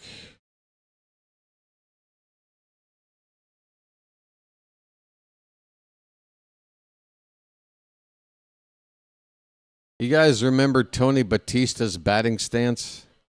I think it's got to be one of my favorite of all time. That one's fouled away. I just how do you invent a routine like that? I don't know. How was he able to hack it in the big leagues doing what he did? I don't know. 1-2 pitch is high, very high to Alonso. 2 balls and 2 strikes. I have the sudden urge to snort Coke. Oh, drink Coke. Sorry. I read that wrong. 2-2 pitch. Swing and him. Oh, he got the piece. Okay, he fouled it off. I just got used to seeing swings and misses on Evaldi curveballs. I got ahead of myself. Alonso fouls that one away. 2-2, 2 down, bases empty, bottom of the 4th.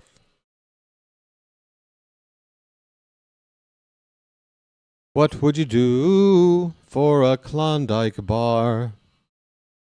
This ball's hit to center field, but it's going to be a good 15, 20 feet in front of the warning track, dead center. Caught out there by Langford for the final out of the inning. Orioles go quietly here in the 4th. On to the 5th inning. The Orioles have a lead. It's 4-2. Hey, it's a Big Bad Booty Daddy. What's going on, Big Bad Booty Daddy? And talk about that booty. How's the booty looking around Baltimore? That Charm City booty. Talk about it, man. Where you from? Baltimore. What? Baltimore. Baltimore? What's that? Look, it doesn't really matter, all right? Ooh. Ah. Hey, mods, we can always just hide that user on the channel whenever one of those pops in. I got rid of them quick. Hey, it's a good sign. We got our first spam bot of the season. Just more parasites on the internet, folks. Parasites. By the way, happy Doug's Day to everybody. April Doug's Day. And, hey, I'll be right back. This is great iced tea.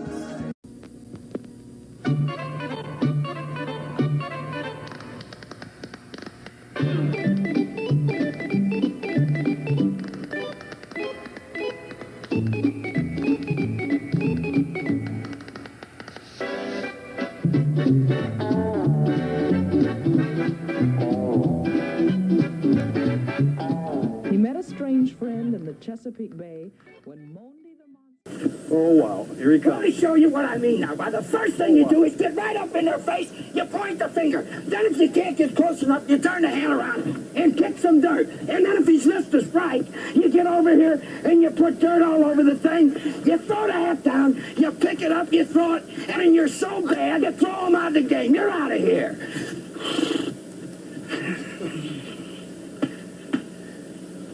That's the way a major league manager should. I learned something, buddy boy. All right, first pitch here, top of the 5th, is a check swing appeal. He went around. Top of the order for the Rangers. Brandon Nimmo has strike 1 as he went around on a check swing. Rogers, 64 pitches at the moment. Nimmo 1 for 2 so far today. This pitch is well off the plate outside, 1-1 on Nimmo.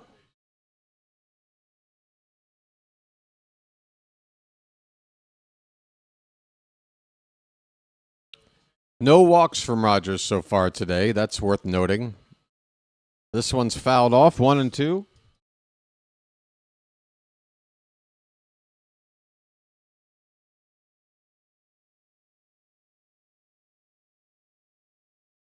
Okay.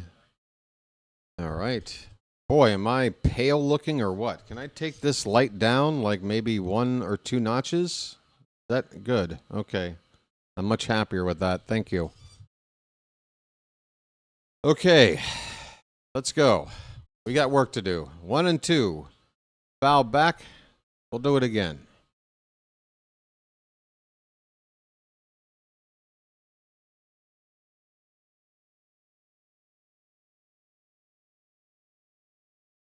Just to let you guys know that the next game on the channel is on Friday. It is a afternoon start. I think it might be the Pirates home opener because of the start time on a Friday. It may be their home opener. I don't know. I'm just assuming based on the start time. But that game, first pitch is at 4:12, apparently. 4:12. Again, with a start time like that, that sounds like opening ceremony stuff. But I'm going to go on the air for that one at, I believe, what is it, 3:55 p.m. on Friday. Ground ball to second base. Routine play for Jeremiah. Nimmo grounds out, 1 down in the top of the 5th. The matchups against the Pirates on the mound. Game 1, it'll be Kyle Bradish against Mitch Keller. Game 2, we'll have Shane Baz going against, I believe it's Carmen Mladzinski. And then Game 3, Chris Bassett against Brandon Ashcraft. I think what is noteworthy is how the Orioles are going to be able to avoid Paul Skeens, which is always a good thing. But not only are we avoiding Skeens, I think we're avoiding their, or we're getting Keller. I think that might be their 2. But no Jared Jones, no Bubba Chandler. Those are their good young arms other than Skeens that I'm familiar with. So it looks like we're getting a pretty favorable schedule in terms of the 3 arms from the Pirates we're going up against. Wyatt Langford is at the plate. Pardon my casual not calling these first couple of pitches, but the count is ball and 2 strikes on Langford. And this pitch is fouled away. It's still 1 and 2. After that, it's one more city on a 6-game road trip. We go to the south side of Chicago to take on the White Sox, who I think picked up their first win of the season last night. They're the, or maybe those, they're off to another bad start. We're getting our first challenge call here of the day. The Rangers are challenging that it was not a strike, but guess what? It was. Rogers kisses the corner on the outside edge. Don't you ever challenge Trevor Rogers. He knows exactly where that ball's going. It's a beautiful day in this neighborhood. Well, y'all come back now, you hear? 2 down, nobody on for Seager. First pitch inside, ball 1. Seager's 0 for 2. So in that series against the White Sox, that's when you'll likely see Dean Kramer get called up and make his first start to replace the injured Zach Eflin. This pitch to Seager is popped foul, and Sammy Basallo, did he make a catch on this? Basallo falling to the ground and making some funny faces about this play. I want to see, did he slip? What happened here? Sammy near the batting on deck circle makes the catch while going to ground.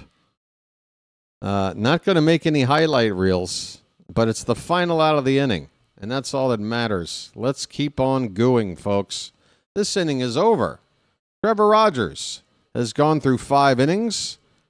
His ERA now, I hope you guys are going to be okay that it's only 1.5. I know, guys. A 1.5 ERA as of right now. That's right. We can't have anyone freak out there, okay? We've got to keep our composure. We've come too far. There's too much to lose. We've got to just keep our composure.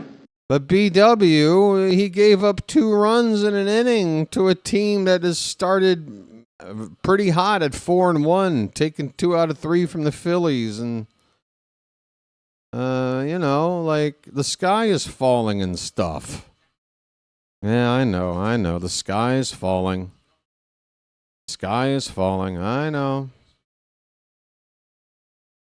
All right, well, just stay inside and you'll be okay. Stay inside. Sky's falling. But if you're under a roof, you're okay, right? I've seen Twister. I know how it works. I know the rules. How to work around stuff. You can have a cyclone right next to you, and you can be in your SUV. It could lift up an 18-wheeler and spin it around, but if in your SUV driving right next to it, you're fine. I've seen Twister. I know how it works. Have you ever seen an F5? What would that be like? A finger of God. Basallo's going to lead off. He takes low for ball one. We got sisters. Sammy's 1 for 2 today. Hard hit ball up the middle for that base hit. Sammy. Basallo out here for his 5th and I believe his final inning. Pitch popped up. Going to go out of play on the left side. 1-1 the count on Basallo. We're going in. You're going to rue the day when you went up against the extreme. You're going to rue the day. Hey, that's Jonas. He's not in it for the science. He's only in it for the money. Sammy lifts off to center field. It's a good-looking swing. It is high. It is far. It is gone. Bye, birdie. That's how the ball jumps off the bat of the mighty Sam Basallo, his first home run of the season. The Orioles get a run. They get the lead back to 3 with an absolute cannon to center field. It's 5-2 Orioles.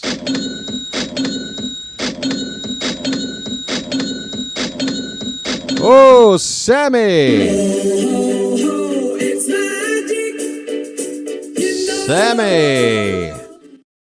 On a magic carpet ride. On a magic carpet ride. You believe in magic. Yeah, let me get that stuff updated for you, folks. I am refreshing as we speak. Folks, Sammy, I got on his back last night. He did not look good at the plate, especially when you're in the lineup as a DH. The last thing you want to see a DH do is come up and just kind of take a half-hearted first pitch swing and pop it up and just go sit back down for another half hour, 45 minutes.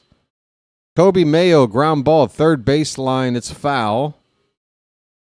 He has a count of 2-2 already, it looks like. Man, Basallo, again, the swing, it was compact. It was not even like a big swing. It was a compact swing. And that thing went how far? That went 437 feet on a compact swing. I want to stress that. That was not a full extension, get all that power behind it kind of a swing. He just flicked it. He just flicked it 437 feet. That's what he does when he barrels it up.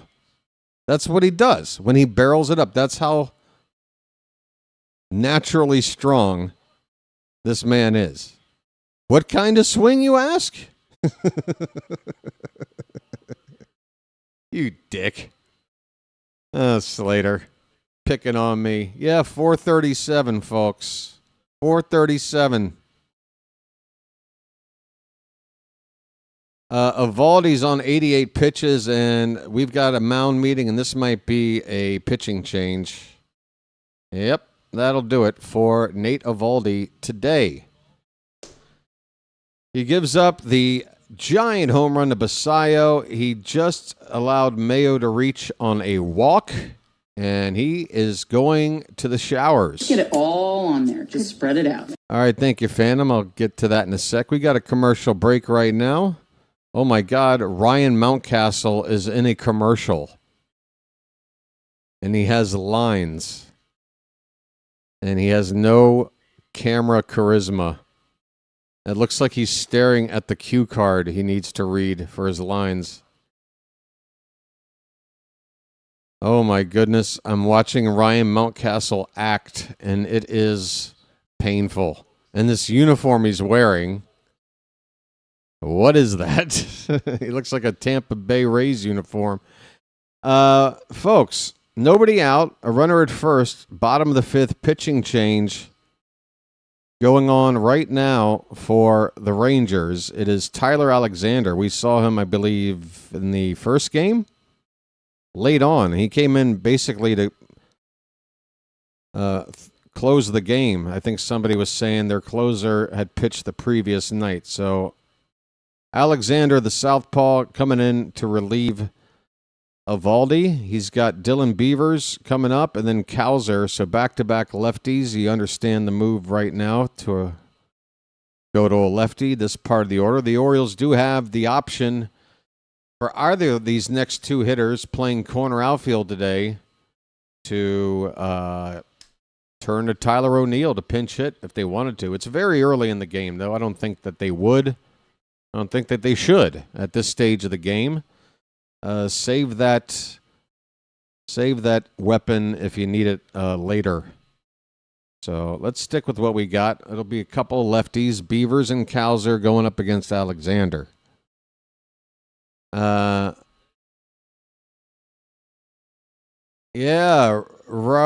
that? Robe Joseph is at the ballpark, and he saw the Basallo bomb. And Robe, if you can hear me right now, what kind of swing was that we saw from Sammy? There's a ground ball base hit. Beavers. Lefty on lefty, first pitch swinging, opposite field.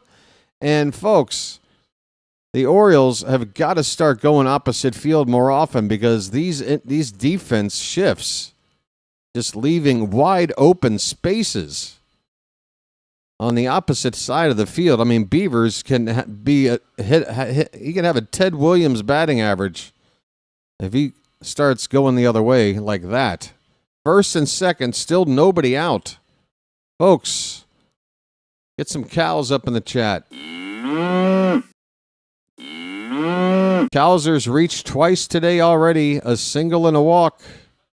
And he's going to bunt, and he's going to not keep it fair. That ball dies just a few feet from the plate in foul territory. Cowser. Folks, we're 11 likes away from 100, and we're more than halfway through the ball game, and we got a lead. I really feel like we should be at 100 likes by now. I don't want to be greedy, but with 140-something people here, I do think we can do it.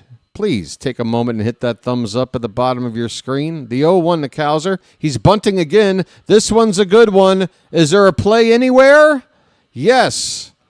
A bang-bang play at first. Cowser nearly beat out a bunt. He turned what will be a sacrifice. It'll go down as one. But he was going for that hit. And I like it from Cowser. Lefty on lefty. It's a productive at-bat, a productive out. It moves two runners up with one down. And he damn near made it bases loaded with a nice placed bunt right there. All right, so Leody Taveras. So two lefties come in with Alexander. First one gets on with a base hit. The next one, what happened? Cowser moved him over? What? I forget. Here's a foul ball by Taveras.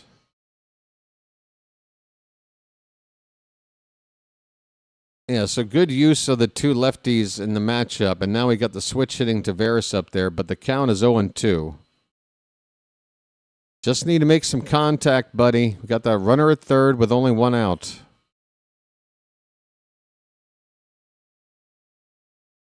No balls and 2 strikes.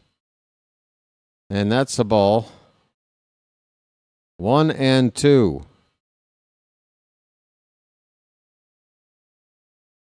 Thanks for catching that one there, George. Good work. 1 and 2 on Tavares. Pitch is high. 2 balls, 2 strikes. Come on, Charm City chat. I do believe we need a little more, a little more rah-rah here in the chat. Let's go. 2-2 pitch. Low and away. We got a full count. Let's go. Come on, guys. Come on. Come on. Don't you want a big-ass number on the board from our offense today? Well, now's the time. We got a 3-2 count, second and third, 1 out. Payoff pitch. That one's tapped foul. We'll do it again. Keep it going.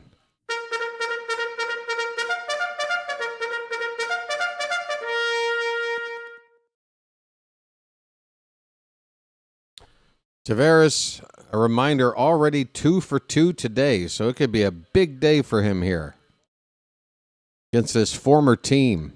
Up and in, take your base, ball 4, load them up. Load them up.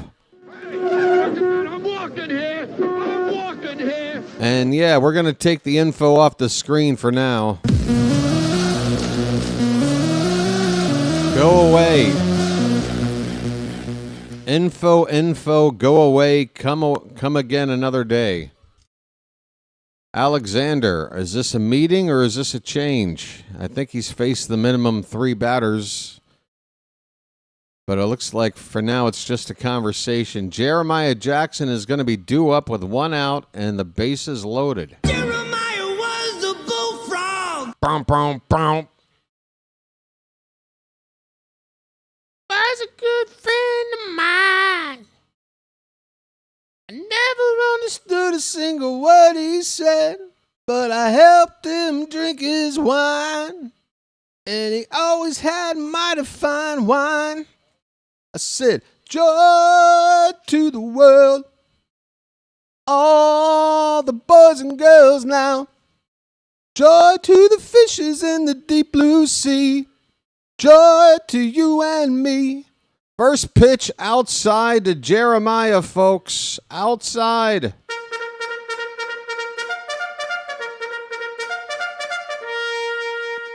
One and 0, bases loaded, 1 down, 5-2 Orioles. Bottom of the 5th, the pitch, swing and a miss, a changeup, perfectly spotted, knee high inside corner, and he got the swing and miss. Alexander had that one either way. Looks like double play depth to end the inning with the defense up the middle. The corner infielders are in. Swing and a miss, change up. That was low. That was a chase. It's 1 and 2. So yeah, double play up the middle. The Rangers are looking for that there. If it's left or right, they're trying to cut the runner down at the plate. The pitch. Line drive. Base hit in the right field. Scores 1 for sure. The throw is in, and that'll be station to station. Bases remain loaded. It's an RBI single for Jeremiah. The Orioles have a 6-2 lead. How you doing?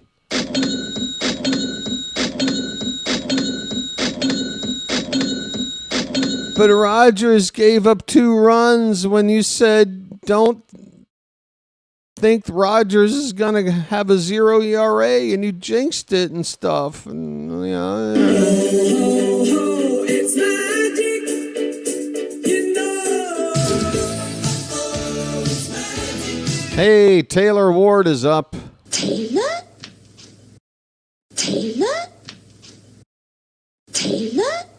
0-1 on Ward. Bases loaded. Still 1 out. Pitch. That's low. 1 ball, 1 strike. This is the batter Alexander doesn't want to face. The tough right-handed bat award. Gunner's on deck. So that's probably the final batter for Alexander. They're going to leave him in to face Gunner, but he's got to get Ward. Ward pops it up. That's in right field and shallow. Might be deep enough to tag. Let's see. Here comes the throw. Beavers is coming home. He slides home safely. It's an RBI sac fly. And the Orioles lead it 7-2. Runner at second moves up to third on that play. First and third, 2 down. We got a 5-run lead now, a 7 spot on the board. This looks like an offense to me. It's magic, you know. Gunnar Henderson fouls back the first pitch. His name's Gunner, and he's dating my mom. All right, Charm City chat, are we exhaling a little bit more now? Are we maybe thinking that the sky is not falling quite yet on the season? Well, I got tough news for you. After today's game, we'll still have approximately 97% of the season left to play. 1/27th of the season, folks. Again, 3-game series, 54 times. That's how you get to 162. Yeah, there's some 2-game series, some 4-game series, but there's basically 54 3-game series. We've had one. This is number 2. Okay? That is 1/27th of the season.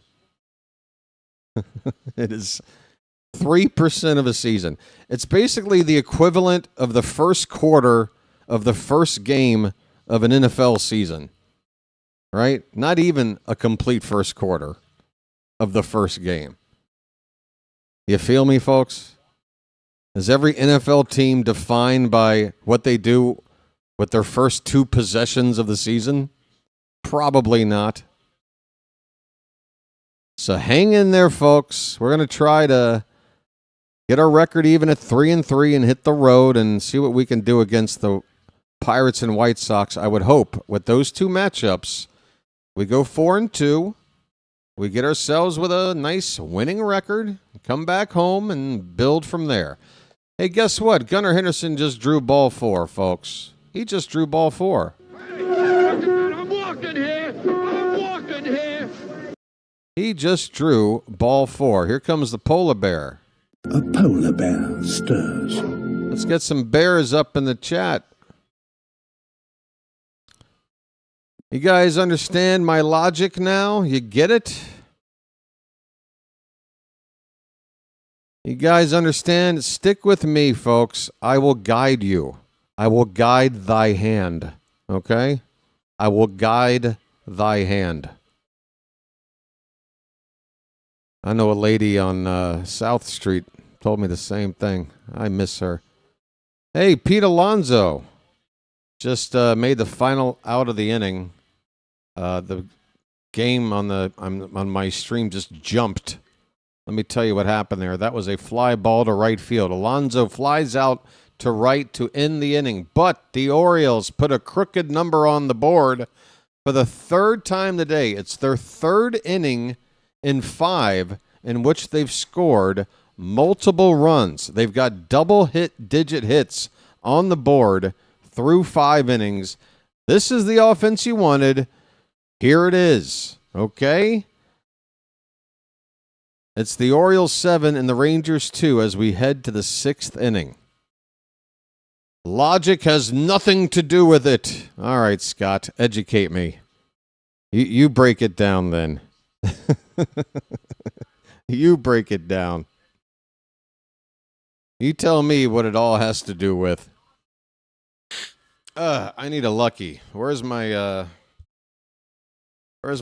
pack of Luckies? Folks. Great success. I mean, you know I'm a Lucky Strike fan from way back.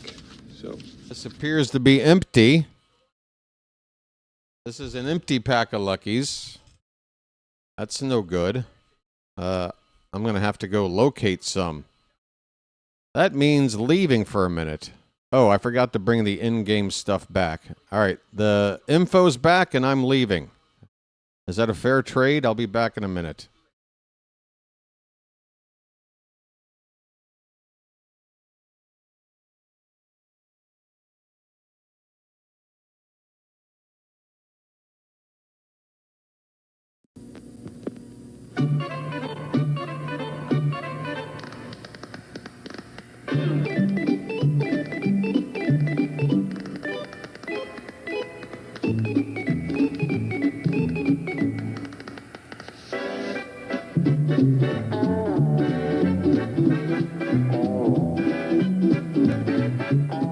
He met a strange friend in the Chesapeake Bay when All right, Jake Berger will begin the inning, middle of the order for the Rangers. First pitch was fouled away. Next one is low and away.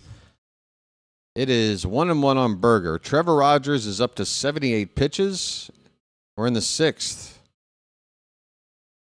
This pitch is low. 2-1 on Berger. Hey, folks, Berger gave us a nice topic yesterday. I asked the Charm City chat to describe building your perfect burger. And we got some nice responses on that yesterday. Here's a ground ball to third. Mayo picks it cleanly. The throw is also clean. You like to see it from Mayo. That was perfect. I mean, it should not be a tough play, but we just like the way he looked there. Everything looked good on that ground ball. Right there in the heart of that mitt. Right there. Chest high to Alonso. Just good stuff from Mayo. I'm liking what I'm seeing. Here's Andrew McCutchen. That's a fastball in there for a strike.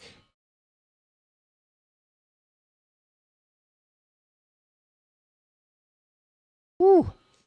Yeah, Rogers 2 outs away from qualifying for a quality start. That's a swing and a miss, 0-2.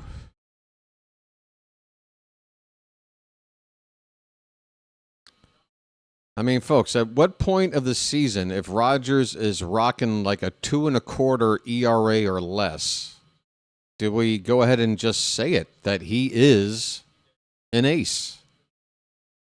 It's no longer a could be or whatever. Look, he's not your standard ace.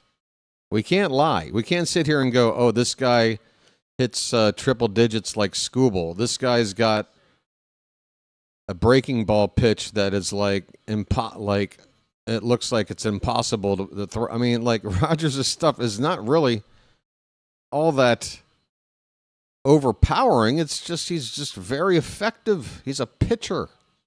He is pitching his ass off, and I love it. All right, we got a full count on McCutchen. Albert Suarez is still throwing in the bullpen.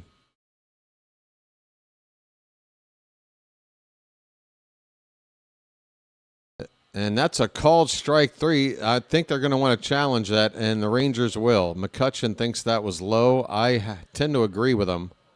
Look at the hair on the head of this ump. That was very low. Yes, it was, by more than the width of a baseball. So instead of a strikeout, ball 4 to McCutchen. Now, Rogers walked 4 guys in that opening day start. That's just his first today, so that's good news.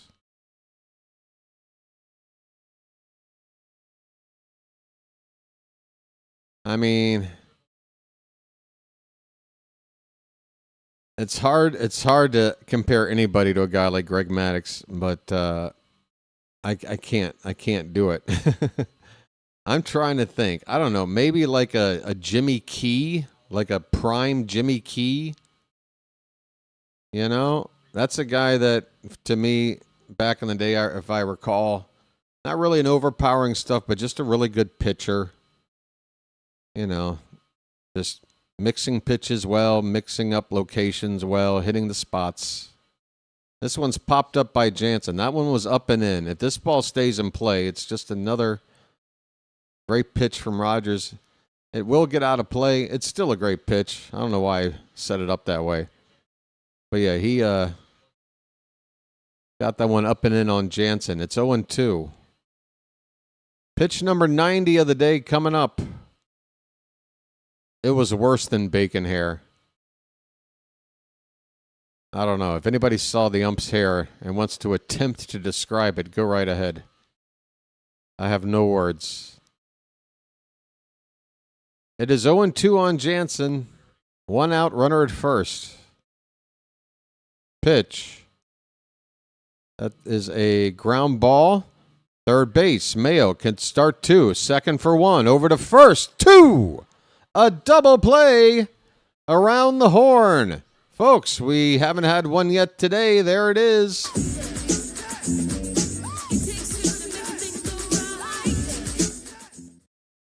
That was the only thing missing from Rogers' start so far today. He had 3 double play balls on opening day, with Mayo involved turning all 3, I believe. One of them a web gem. We get another double play here to end the inning. Bottom of the 6th coming up. It's the Orioles 7 and the Rangers 2.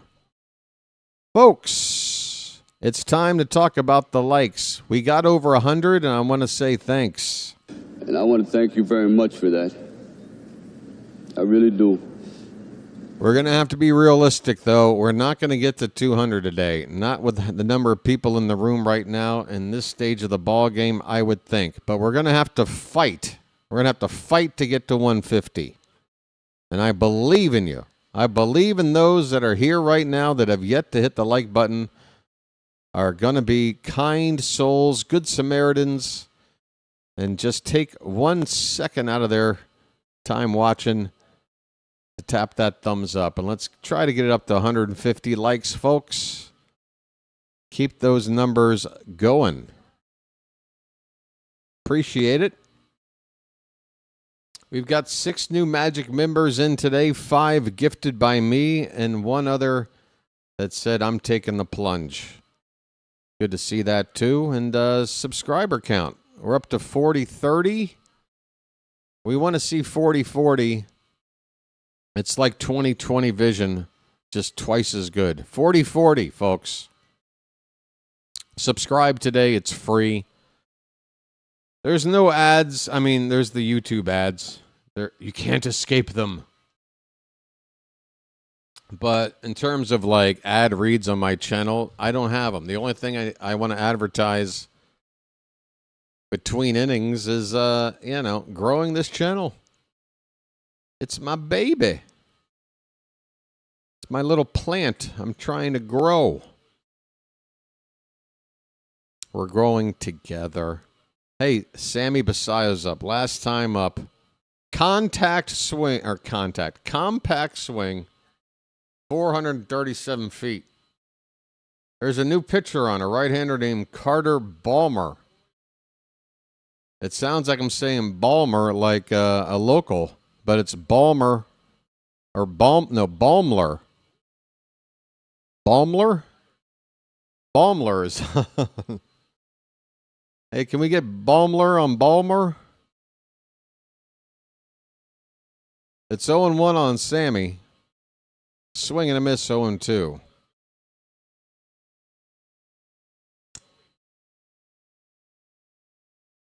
I could see Balmler and Balmer someday.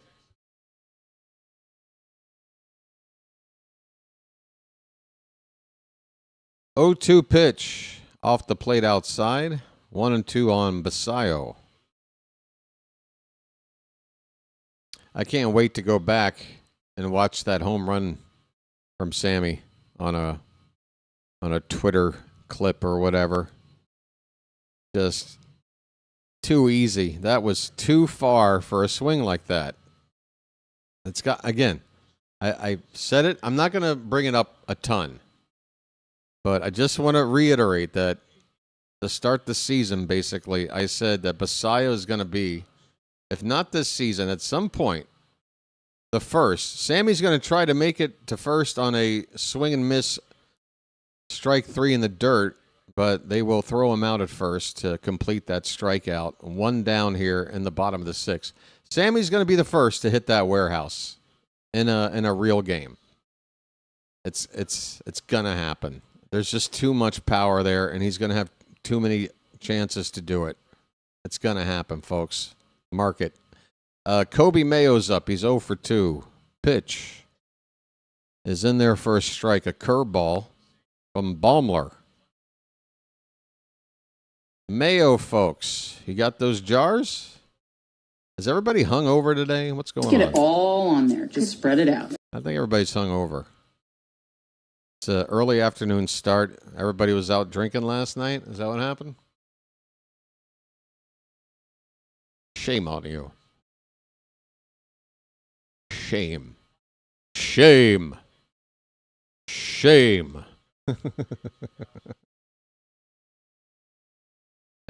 Go out and get into trouble, folks. Go out and get into trouble. Just try to stay out of the hooskow. You know what I'm saying? Avoid the authorities. 0-2 the count on Kobe Mayo. Pitch. Swung on. Line foul. That curveball. By the time it got to Mayo, was below the zone, but he was able to foul it off and almost did something with that pitch.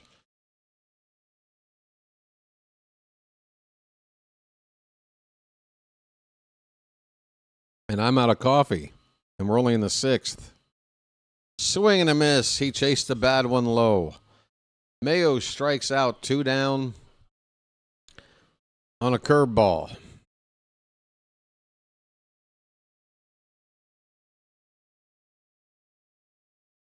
Not Mayo's best day at the plate today. I feel bad for him. He was looking really good, and I hope he doesn't lose that confidence that looks like he had built up coming into this season. Dylan Beavers has got a 2-hit game working here. A couple of singles, and he scored twice. First pitch is a strike. Next pitch, way up and away. 1-1. Hello, says Edward. I gave up the booze long ago. Hey, that's fine. Hey, folks, I don't mean that you have to drink. I just pick a vice. Pick some kind of a vice. Don't act like you're perfect. There's got to be something. Beavers with a fly ball to right center field and deep. Going back. That ball's going to go! Bye, birdie! Folks, show me your Beavers! Dylan, you son of a bitch! 401 feet to right. The Orioles have the home run ball working. It's 8-2.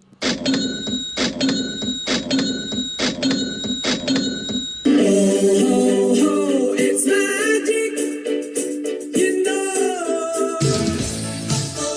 It's magic. On a magic carpet ride. On a magic carpet ride. You believe in magic. Info needs refresh. Well, guess what? By it being frozen, nobody got spoiled on that home run, hopefully, right? That's the good news. I'll go ahead and refresh it now. Thanks for freezing on me at a good time. All right, folks. It is 8-2. Colton Cowser at the plate. He's got a count of a ball and a strike already. And he fouls one off what looked like around just above his ankle there. That's a tough spot. Not a whole lot of meat there. Not a whole lot of meat. Beavers with a home run into the bleachers in right center.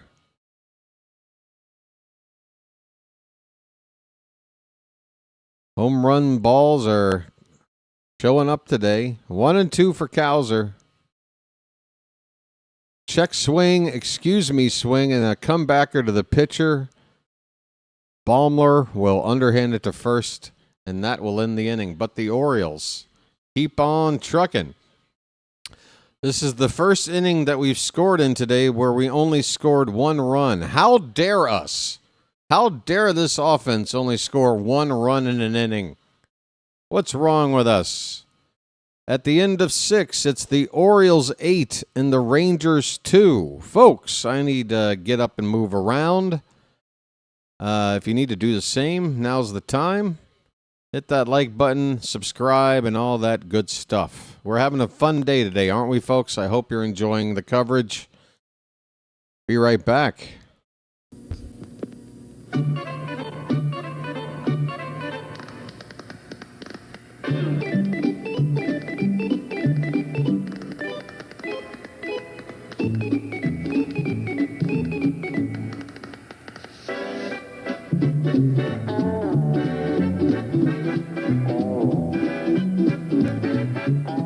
He met a strange friend in the Chesapeake Bay when Monday the Monster...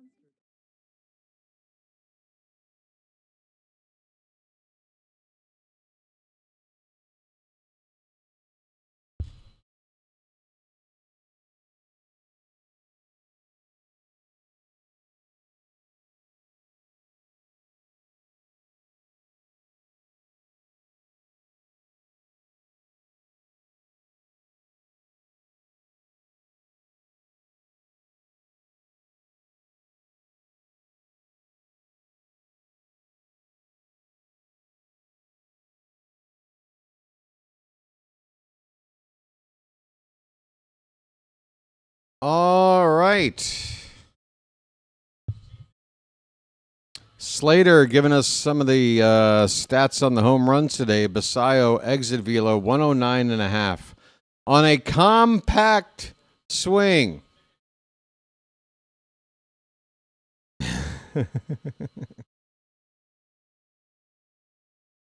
Hey, Albert Suarez is in relief of Rogers here to begin the top of the 7th inning. So Trevor Rogers' day is done. It's a quality start, 2 runs, 6 innings of work. On 6 hits and a walk, he struck out 3 through 91 pitches. Suarez joins the team after the space opened up with Zach Eflin hitting the injured list after having an elbow issue that cropped up last night. He looks like he's going to be on the shelf for a while. Suarez will certainly be on the team until Eflin's turn in the rotation comes up again, which should be taken over by Dean Kramer. Kramer was supposed to make a start this Friday, his first start for Norfolk, but I think they're going to do something different. He might still pitch, but I think they're going to either limit his pitch count, do something to work to be able to squeeze him in into this rotation the way they should early next week.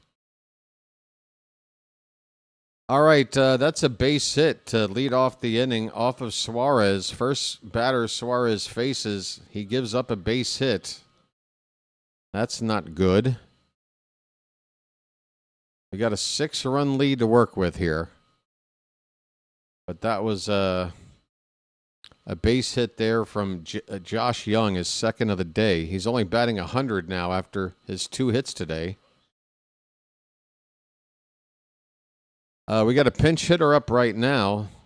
Hitting for Ezekiel Duran is Josh Smith, left-handed hitter who started in the lineup first 2 games of the series.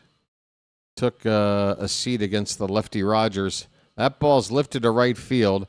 A long run for Cowser toward the foul line. That ball's going to drop, but luckily in foul ground. There is only a couple of feet between the foul line and the wall down that part of the right field line. Cowser tried to make the catch, but more importantly, that ball does not drop fair. So the count is 1-1 on Smith. Runner at first, nobody out.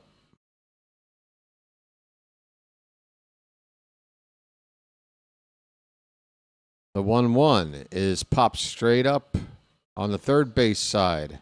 Straddling the foul line is Mayo, and he will make the catch in fair ground. And there's your first out here in the 7th. It'll be another pinch hitter coming up now. Evan Carter, another lefty bat that did not make the lineup against the lefty Rogers, will take over for Haggerty in the number 9 spot. Carter hitting .286 through the first 5 games. That's probably working out to a 4 for 14.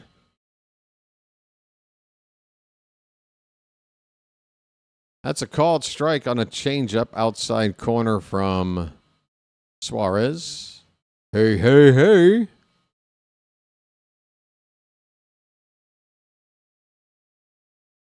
All right there, Martin.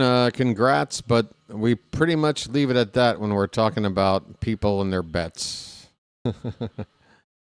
Pardon the removal of the message. That's just part of our policy around here. Don't take it too harshly. We just don't want to turn this into a chat that's all about everybody's bet results. So we kind of have to say, just keep it. Yeah. Congrats, man. But we're here just to enjoy the game itself. Hopefully you will too. 2 down for Brandon Nimmo. First pitch, well spotted by Suarez. A fastball at 94 on the outside corner, top of the corner, right in that corner there. Perfect. I love corners. That's why I love Lido's Pizza, because they're square. They don't cut corners. Hey, Annie has dropped in. Once again, like a tooth fairy or something. I don't know. Annie, once again, gifting a free membership to a random person out there. Country. Picking up that. Thank you so much there, Annie. Message for you, son. Much obliged. Once again, give Annie a thanks, folks. Come on now. She's showing support. We all show support. We support each other. 2-2 the count on Nimmo. 2 down. This pitch is high, full count. Wendy's burgers are square. They don't cut corners either. That's right.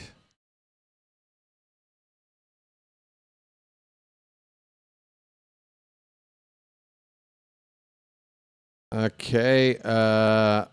Exactly. That's the exact kind of betting stuff that, again, is not encouraged here. It's discouraged. It's going to be just removed. That is ball 4. Ball 4 to Carter. I'm sorry, to Nimmo. My mistake. Brandon Nimmo with a 2-out walk. That puts 2 men on base for Wyatt Langford, who's 0 for 3. Let's get this guy out, or else it's bases loaded for Seager. Or it doesn't necessarily have to be bases loaded, but it would be another runner on for Seager. And we don't want that. We want this inning to be over. It's 0-1 on Langford. Suarez looks at the runner at second. This pitch is popped up on the infield. Should end the inning. Alonso shielding his eyes with his glove and makes the catch. And that'll do it, folks. Happy April Doug's Day to you and yours out there. I hope you're enjoying the coverage here on this weekday afternoon on April Doug's Day. It's 7th inning stretch time, folks. And we've got a tradition around here, not to mention a 6-run lead. So we should be feeling pretty good, I would hope. What do you say we show that good feeling by joining in the chat right now? How about you throw some cakes on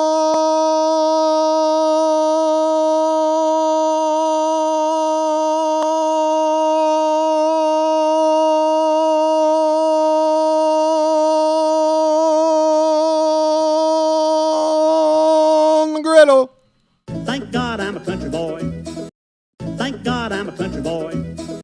Thank God I'm a country boy. Thank God I'm a country boy. Yeah, I can hold a note. Thank God I'm a country boy. Thank God I'm a country boy. Thank God I'm a country boy. Thank God I'm a country boy. Stop smoking, BW. Your lungs. Thank God I'm a country boy. Seem to be working okay to me. Thank God I'm a country boy. Thank God I'm a country boy. All right.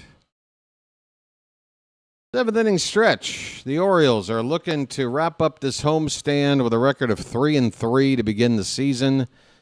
Is it, what we wanted? No, we wanted a winning homestand. 4-2.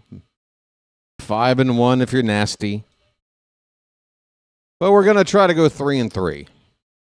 All right? Calm down. 156 more of these to go. All right, bottom of the 7th.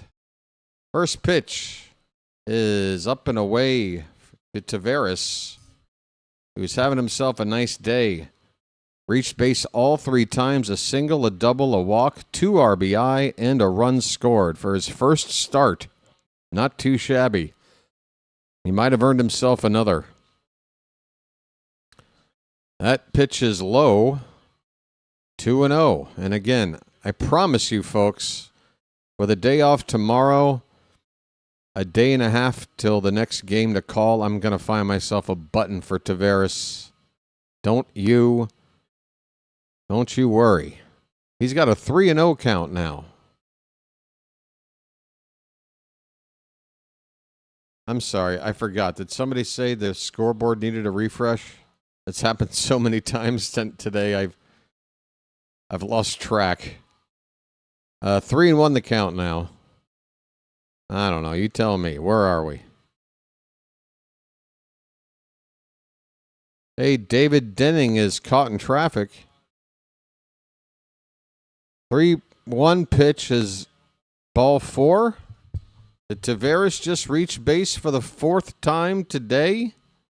Folks, how about Leody Taveras? 2 for 2, plus 2 walks, 2 RBI. I'd say he could add a stolen base to this day, but we got a 6-run lead. I don't know if you're going to try to steal with a 6-run lead. That seems a little bit out of pocket. There used to be a time anything more than like a 4-run lead, you don't look to steal. But you get a 5-run lead, I think you can still do it. 6 runs is kind of on that borderline. I wouldn't mind if he tried. 0-1 pitch to Jeremiah Jackson is fouled straight back. The Bullfrog at the plate, having himself a 1 for 2 day so far with a couple of RBI. How about the bottom of the order, folks? 6, 7, 8, 9 hitters. Dylan Beavers 3 for 4. Cowser 1 for 2. Taveras 2 for 2. And Jeremiah 1 for 2. Jackson fouls it back. Still no balls and 2 strikes. Hey, Phantom with a holiday update. Folks, everybody take a look. Jackson Holiday, after getting off to a slow start with his rehab assignment with the Norfolk Tides, is starting to pick it up. And while the original hope of returning on this road trip to Pittsburgh might be a little bit early for him, with the recent results, maybe in time for the White Sox. I don't know. It'll be soon enough, folks. Holiday is around the corner. The Orioles have just gotten another base runner, by the way. Or no, they haven't. That was an out. What am I saying? Jeremiah just flew out to right field. I have no idea what I'm talking about. Apparently, my brain is starting to malfunction. 1 out. Here's Ward. 1 for 3. Hitting .304 at the moment. First pitch inside for ball 1 from Baumler, who's now up to 26 pitches since coming in. He's gone an inning and a third so far. That's a nice curveball right on the bottom of the zone for a strike. 1-1 on Taylor Ward. Holiday update. Thank you for that, Phantom. Folks, I'm sorry about paying no attention to the vertical chat, but I'm noticing that there's some weird ad that's asking me to shop, and it's like pushing my chat out of view because I'm trying to monitor the stream plus the chat, and it's bumping the chat down. So over there on the vertical side, folks, I hope you're doing okay. I see somebody asking, how's it going, BW? It's been a while. You think the Orioles can make the playoffs this year? Absolutely. I think they can. It's certainly not a guarantee, but I think that they can. 2-1 on Ward. Line drive. Base hit in the left field. Ward's got another multi-hit game. 4 last night, 2 today. That's 6 hits in about the past 20 hours for Taylor Ward. How about the last 24 hours for this guy? Bump that average on up to 333 now. And all those complaints about batting leadoff, not that the guy's drawing a ton of walks, but damn, he's certainly hitting right now. Guess we can maybe worry about that for another day. Here's Gunnar Henderson 0 for 3. Let's get him going. His average is at 167 right now. First pitch curveball fouled away. Gunnar was late on the curveball. Went the other way. Gunnar did reach on a walk today. He and Mayo are the only two in the lineup that don't have a hit. Mayo, though, has scored a run. He also walked. So Gunnar has the worst line of the day in the lineup. Gunnar is looking to do more than just walk once. First and second, one away. The count 1-1 on Gunnar. And the pitch popped up. Shallow right. Going to be easy play. Second out made out there by McCutcheon. Gunnar is struggling. Average it now at 160. But we got the polar bear coming up with 2 men on base, folks. A polar bear stirs. And this feels like another big moment where I'm going to... Oh, I'm off the screen. So let's trade places. Game info, go away. I come back. Game info, go away. And I come back. How's that sound? Let's see if Alonso can deliver a big blast here. First pitch is called a strike on a slider. It feels like a good time. Baumler on 34 pitches. I don't know what his cap is, but I'm hoping he's getting near it. The 0-1 pitch. Perfect curveball. Alonso wants to challenge it. This guy's hair is really something. And Alonso wins the challenge. Oh my, look at that, by an inch. Not even an inch. 0.7 of an inch. Pete Alonso. Was not a perfect curveball, thanks to ABS. 1 ball, 1 strike.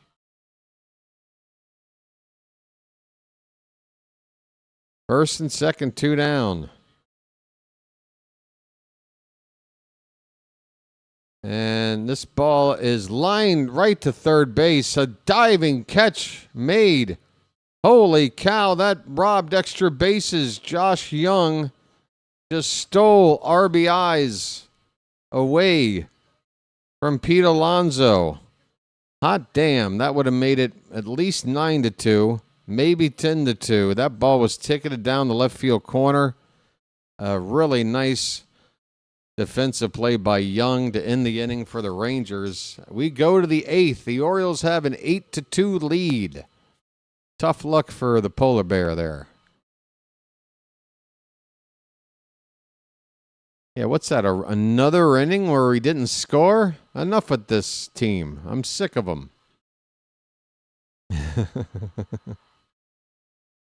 All right.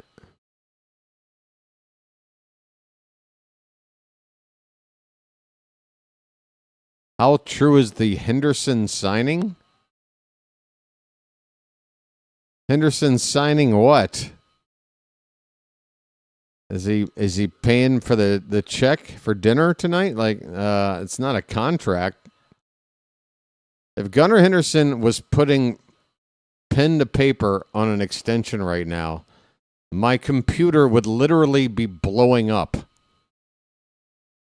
Like, there would be like a spontaneous combustion of all the stuff in my little studio here. If that news came across the wire, I'll let you know. I'll let you know if Gunnar signs an extension, okay, everybody? I promise.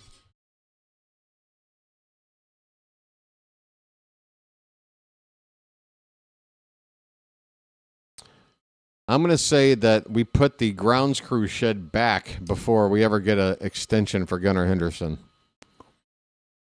Corey Seager is up. Albert Suarez out here for another inning of work. This is going to be great for our bullpen. If Albert can give us another inning here or even finish things out, then our rest of our bullpen will have a full day off and then 2 full days off with the off day tomorrow. Everybody will be available for the Pirates. Here's a fly ball to right field and deep by Seager. That ball is going to leave the yard. Corey Seager launches his 3rd home run of the season already.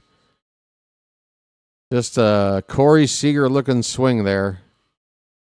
Nice left-handed stroke. Just pulled it right into the bleachers in right center. 422 feet.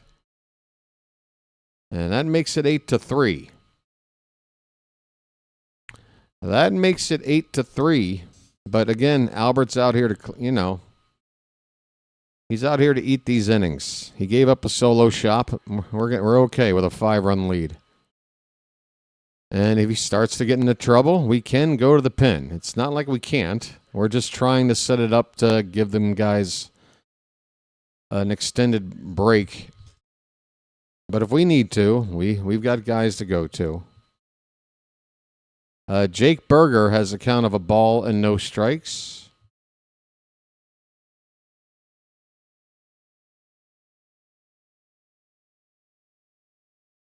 This pitch, check swing, he went around, 1-1. Oh, I forgot to bring the info back. Everything can come back now. I'm bringing Sexy back as well. Hope you guys don't mind.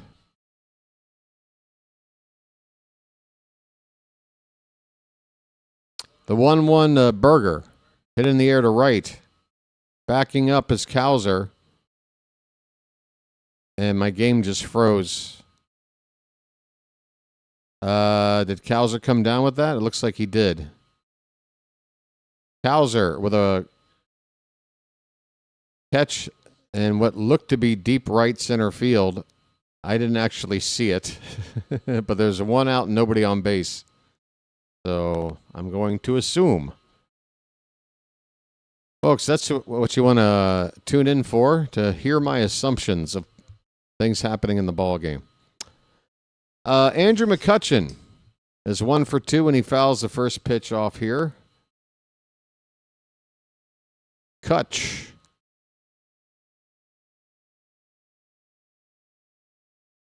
The 0-1. That's very high. Slater's got a jet. All right there, Slater. Take care of yourself, nah. You take care, nah. I see On Point over there on the vertical side. How you doing, On Point? 1-1 pitch is high. 2-1 on McCutchen. Folks, do you want to hear the scoring summary of this game today? I'm only going to go through it once. Well, I guess maybe one more time post-game. But it feels like the time of the game to go through it. 3-1 now on McCutchen. So the Orioles got off to a 1-0 lead with a sac fly by Jeremiah Jackson. That scored Cowser. Same inning, Taylor Ward delivered a double to score Leody Taveras. The 3-1 to McCutchen here, fouled away, full count. A third inning, We added 2 more runs on a Taveras double with Alonso and Beavers coming in the score. The Rangers got 1 back on an RBI single by Josh Young, and then made it 4-2 with an RBI single from Ezekiel Duran. That happened in the 4th. Swing and a miss. Albert strikes out McCutchen, a couple of veterans, and Albert wins the battle.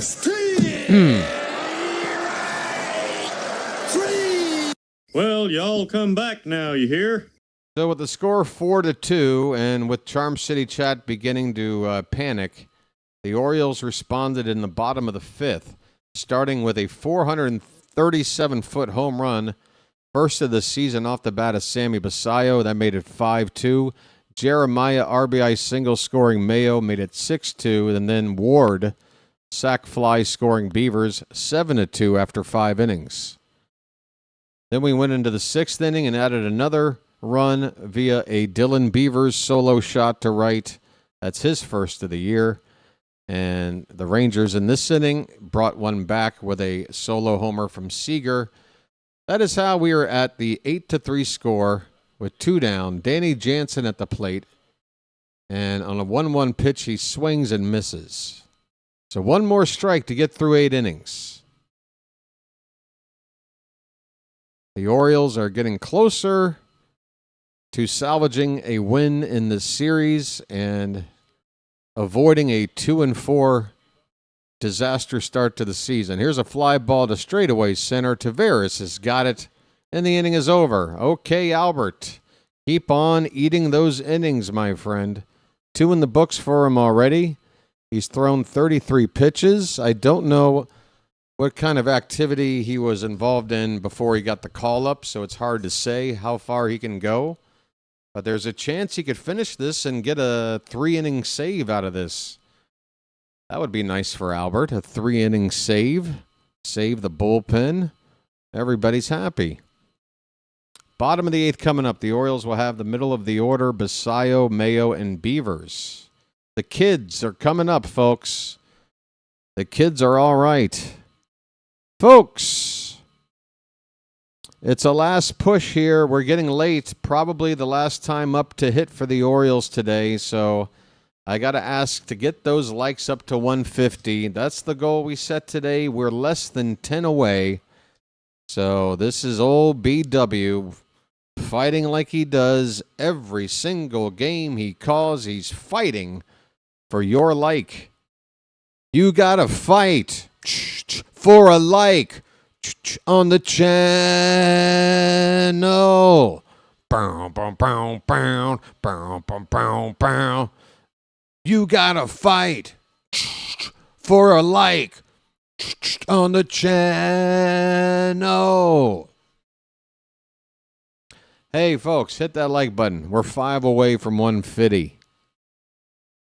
That's right, I said fiddy. Fiddy.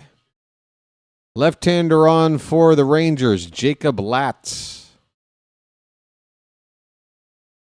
Latz, 33 appearances last season, a 2.84 ERA, an 85 2/3 innings. That's a lot of work for a reliever.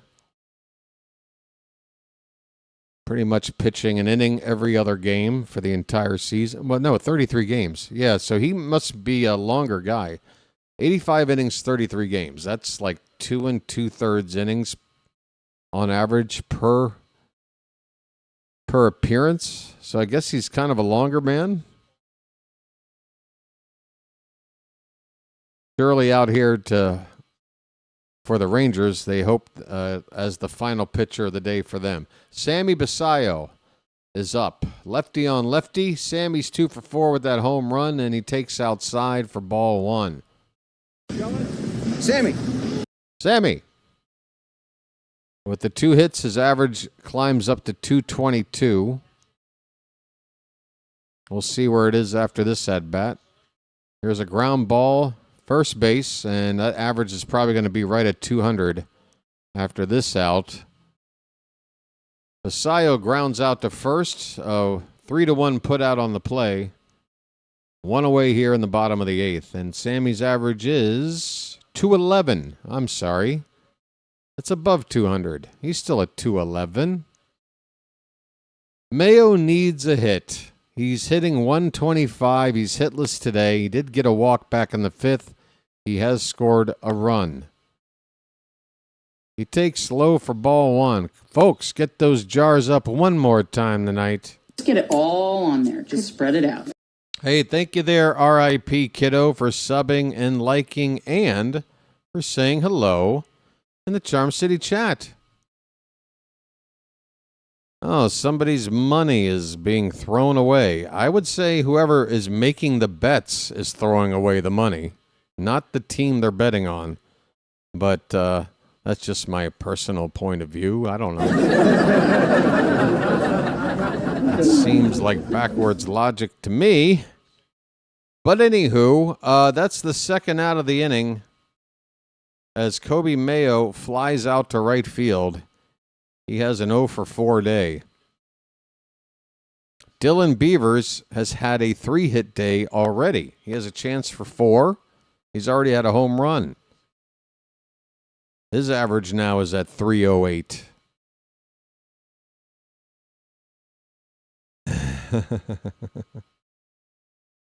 You got to blame the team, not yourself. I get it. Hey, H-Town, at least you're being honest.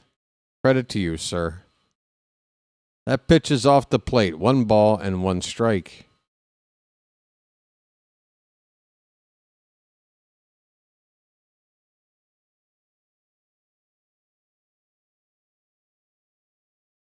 This pitch is in the dirt. 2-1 the count. So looking at these averages right now, I mean, Mayo's hitting 118, Gunner's hitting 120, Sammy's at 211, but everybody else has got a good average. Yeah, Ward at 333, Alonso at 304, Beavers right now at 308, Cowser at 333, Taveras 667, Jeremiah at a comfortable 267. So this offense is starting to get things going, folks. Hang in there. 3-1 the count on Beavers. Pitch. And my game froze. You know what? I bet you it's that time to give it a refresh. This is a foul ball that was near the screen over on the left side. It looks like it was out of reach for the fielder over there. I didn't quite see it, I'll be honest. It's a full count on Beavers. 2 down, bases empty in the bottom of the 8th. Last chance to add on to this 5-run lead. And a chance for Beavers, again, to get a 4-hit day, maybe. Payoff pitch. Swung on and fouled away.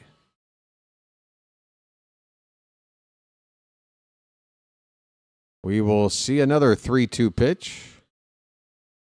Hey there, Joel. We got offense. We've got offense.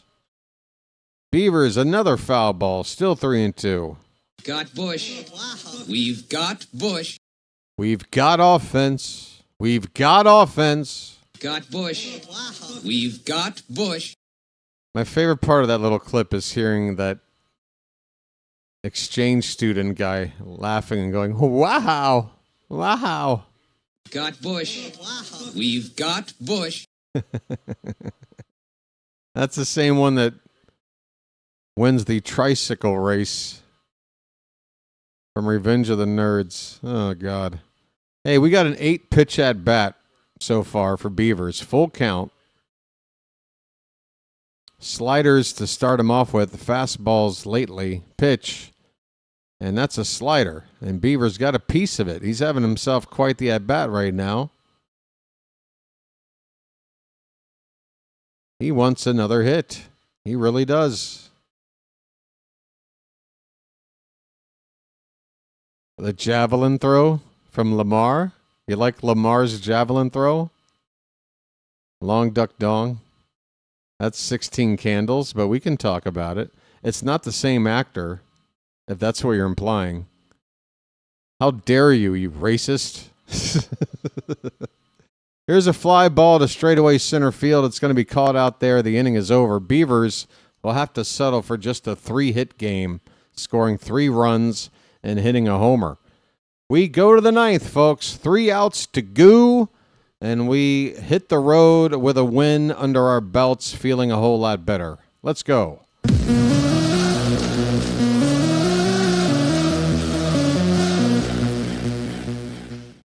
Words in front of the video. What in the world are you talking about, Pocket Watch? It's good to see you. I have no idea what you're talking about. What's words in front of the video? Yeah, Long Duck Dong, different actor than the Asian gentleman from Revenge of the Nerds. Different guy. We got liftoff.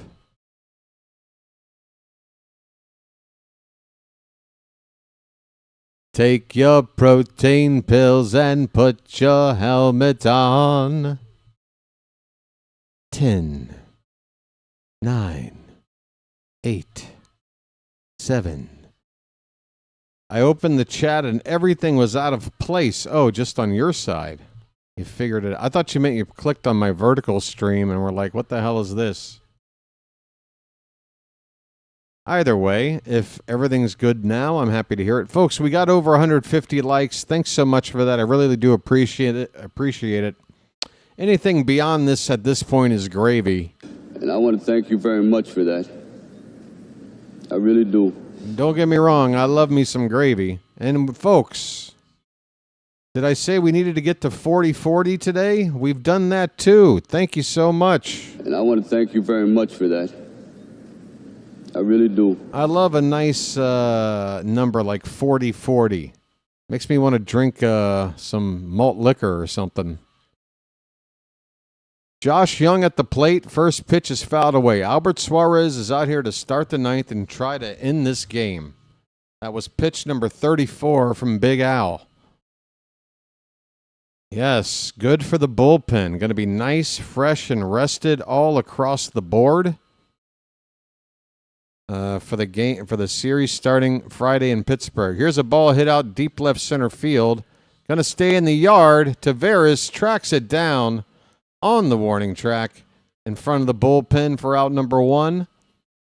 Leody Taveras can cover a lot of ground. Beavers was near his side on the catch. He wasn't far behind. 1 away here in the ninth for Josh Smith, who's only 0 for 1 after coming in to pinch hit. Takes high and away for ball 1. So, yes, last chance to do anything you want to do, folks. 2 outs to go. So, if you haven't hit that like button, I'm asking one more time. If you're unsubscribed, one more request. Maybe 40-50, but I'm not going to hold my breath on that one. It's free, though, subscribing. We've got Magic memberships. They're available $3.99 a month, and that works out to about 17 cents per ball game.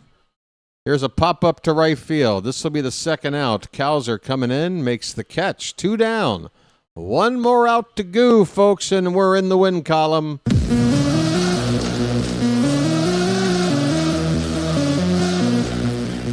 What else is there? Super chats. I don't know. Maybe somebody today is feeling generous, feeling good about this win, happy with the call I've given tonight. You can always throw out a super chat. I'll be very, very thankful. Evan Carter at the plate for the second time, and he fouls one off down the left field line. 0-1 on Carter. So, yes, it's going to be a save for Albert if he gets this third out right here. That pitch is high, 1-1. A 3-inning save. Hey, look at that, a super chat from Pocket Watch. Folks, it's Orioles Magic. Pocket Watch, thank you so much. Message for you, son. Or I guess that's a super sticker. Swing and a miss. It's 2 strikes now. 1 more strike to go, folks.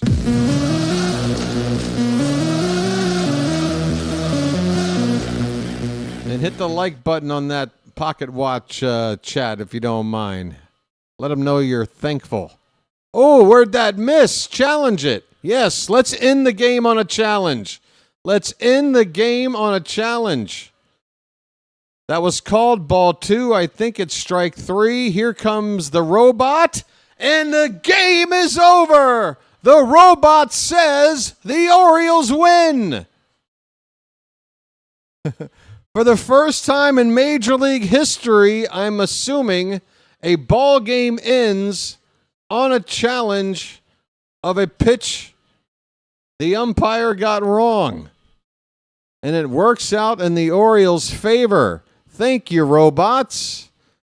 You'll never hear me say that again. Don't clip that. I don't want anybody saying thank you, robots. I'm going to regret that one. Folks, we won. We won. We won. We won.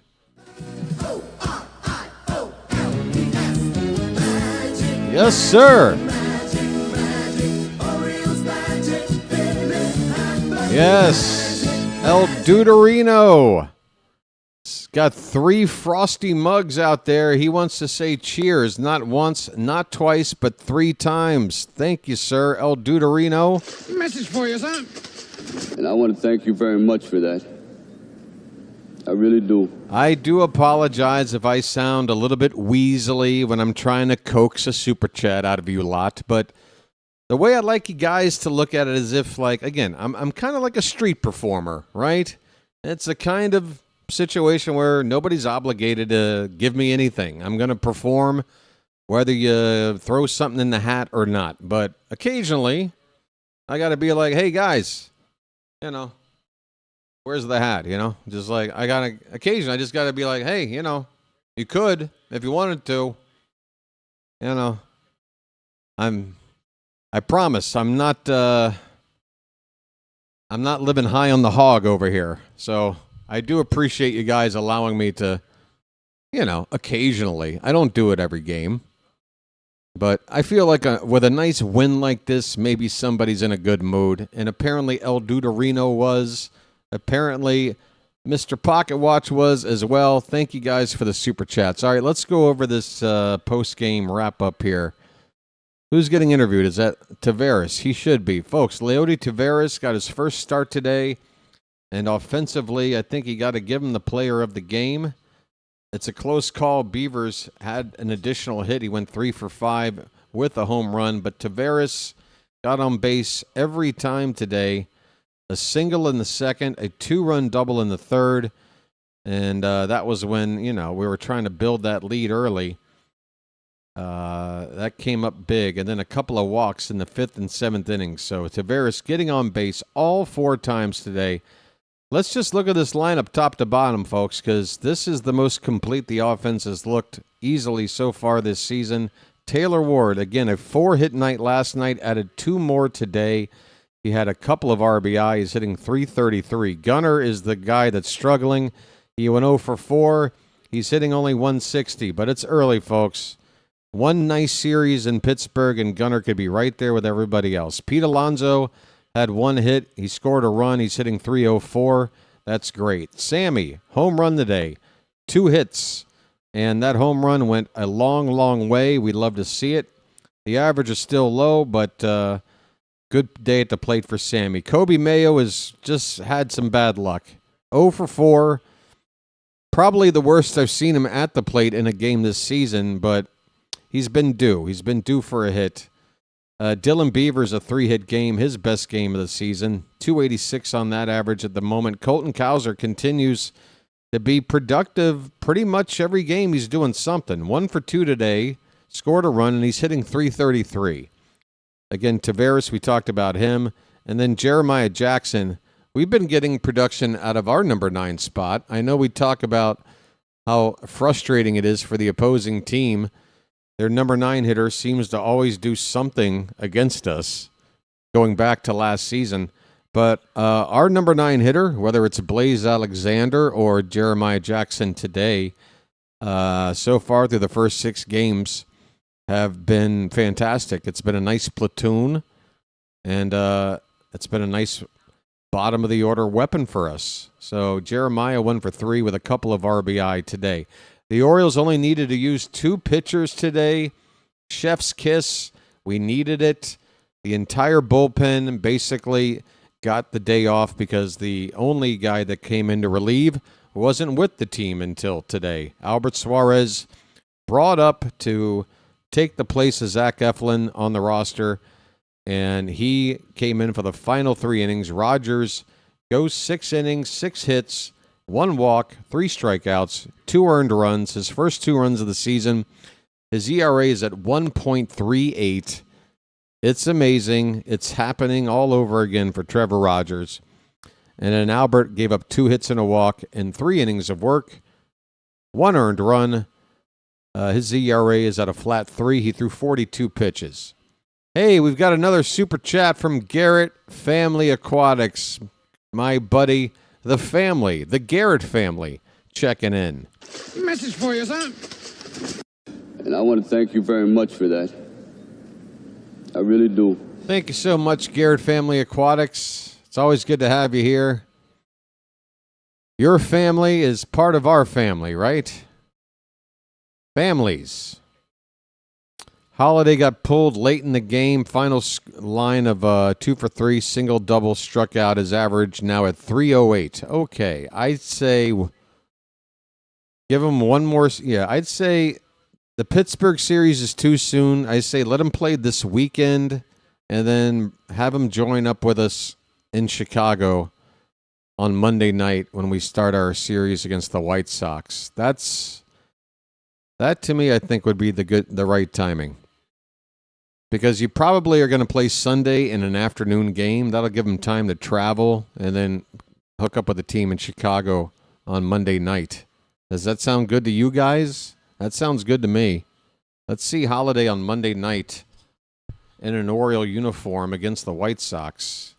Another weapon to this lineup is waiting on standby. Andrew Kittredge, by the way, is probably going to be somewhere in the same neighborhood returning along with Holiday. So we'll have another arm in the pen.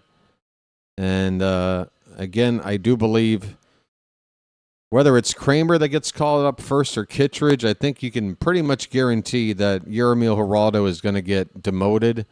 But if we're going to bring up both guys, somebody else also has to make way. That's going to be a tougher choice, but I think you're going to want to keep Albert up here. I don't know. Do we have options to bring him up and down? Or is it like once you bring him up, he's got to stay up or he gets cut again? I'm not 100% sure on that.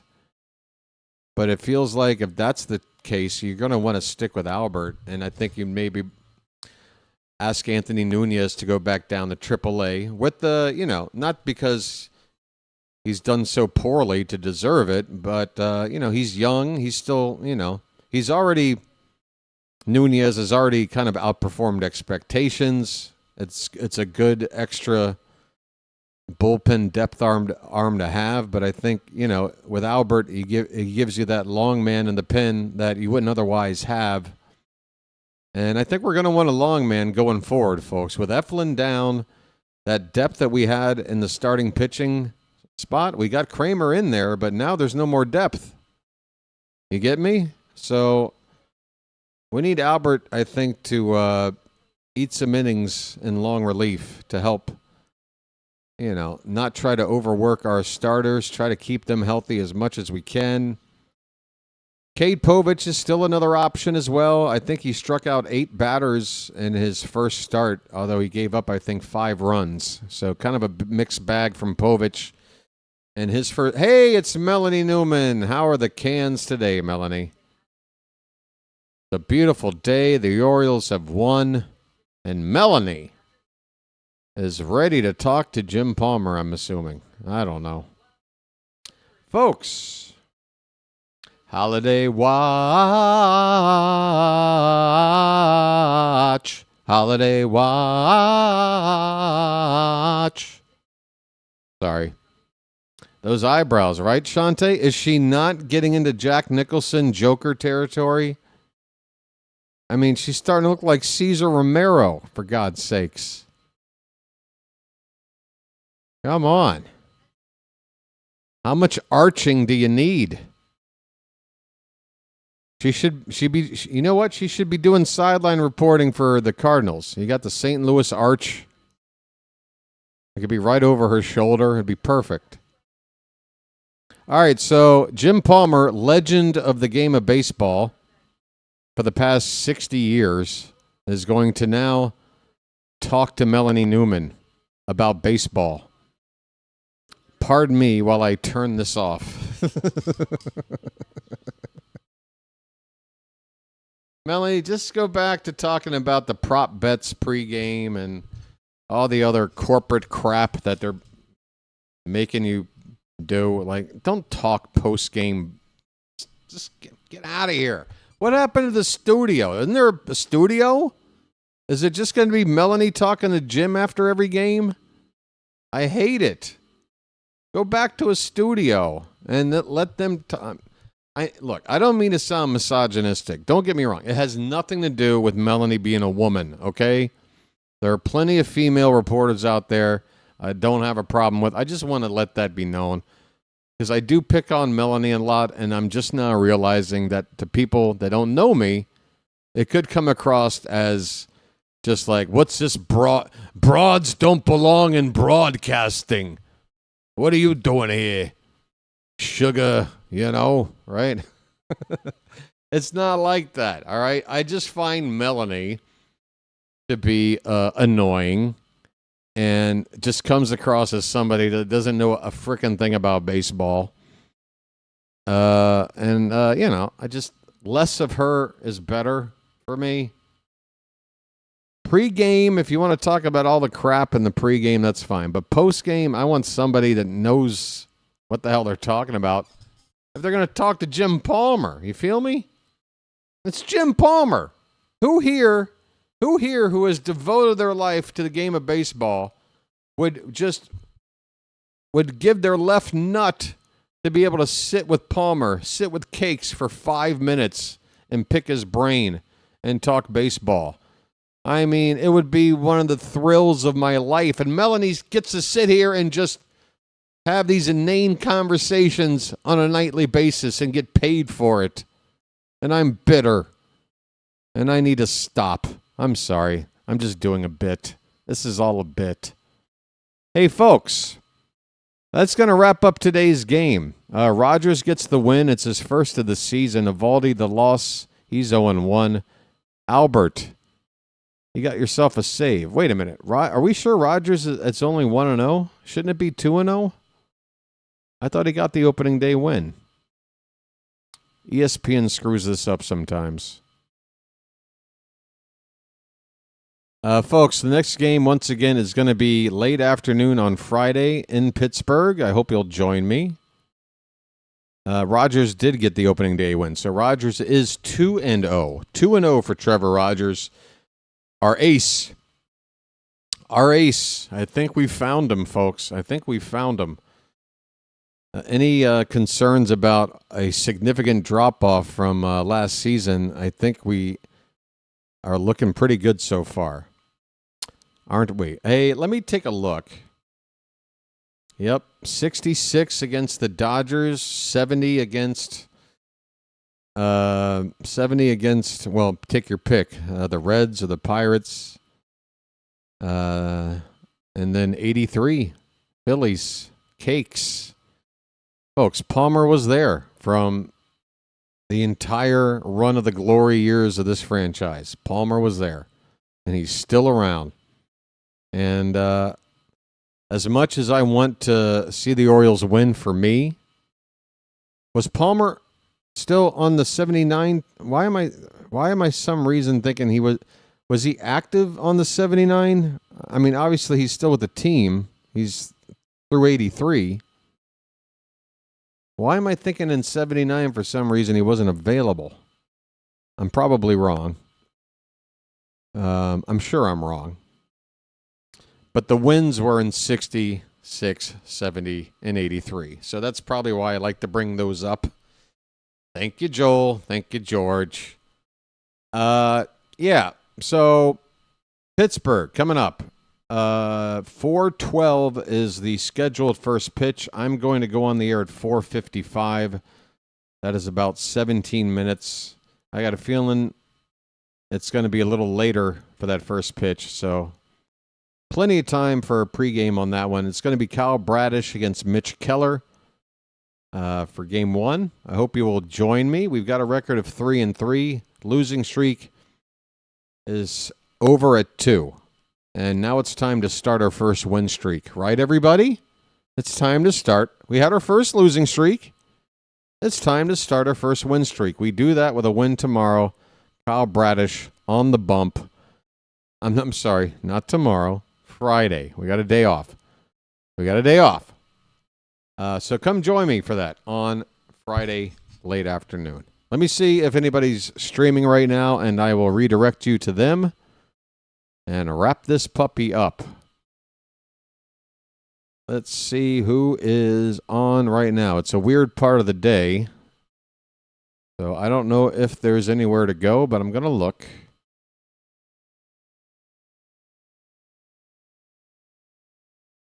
We have Pirates and Reds. Is that right? Now, this should work. Pirates and Reds, are they still? Oh, no, that's a final. Pittsburgh already won 8-3. I was going to send you there, but that's already over. Well, I suppose that we're just going to sign off then. Just over 3 hours on the stream here today. It's to a streak. It is. It is technically a streak. That's how streaks start. They got to start somewhere. They start with the number 2. All right, folks. Thanks so much for hanging out. You guys are the best. I get a day and a half off to recharge the batteries. Yeah, Big Al, good outing. Good stuff. Good stuff from the pitching staff. Good stuff from the offense, guys. Honestly, I think it's pretty easy to say that comprehensively the best we've looked so far this season, and a good way to end the road trip. You definitely want to hit the road, on a positive note, right? And we are going to do just that. So let's feel good about our chances in Pittsburgh. We're going to avoid Paul Skeens. So, the baseball gods are looking out for us right now, I hope. All right, folks, I'm signing off. Thanks so much. Until Friday late afternoon, this has been the BirdWatcher. And guess what? Guess who did not need to help out today? The hat. That's right. BW knows when to lay off the hat. We didn't need it today. So not only did the bullpen get a rest, the hat got a rest, and we're ready for Friday. I will see you then. Until then, folks, this has been the BirdWatcher, and I will chirp at you later. Have a good rest of your Wednesday, and I'll see you on Friday. Take care, everybody.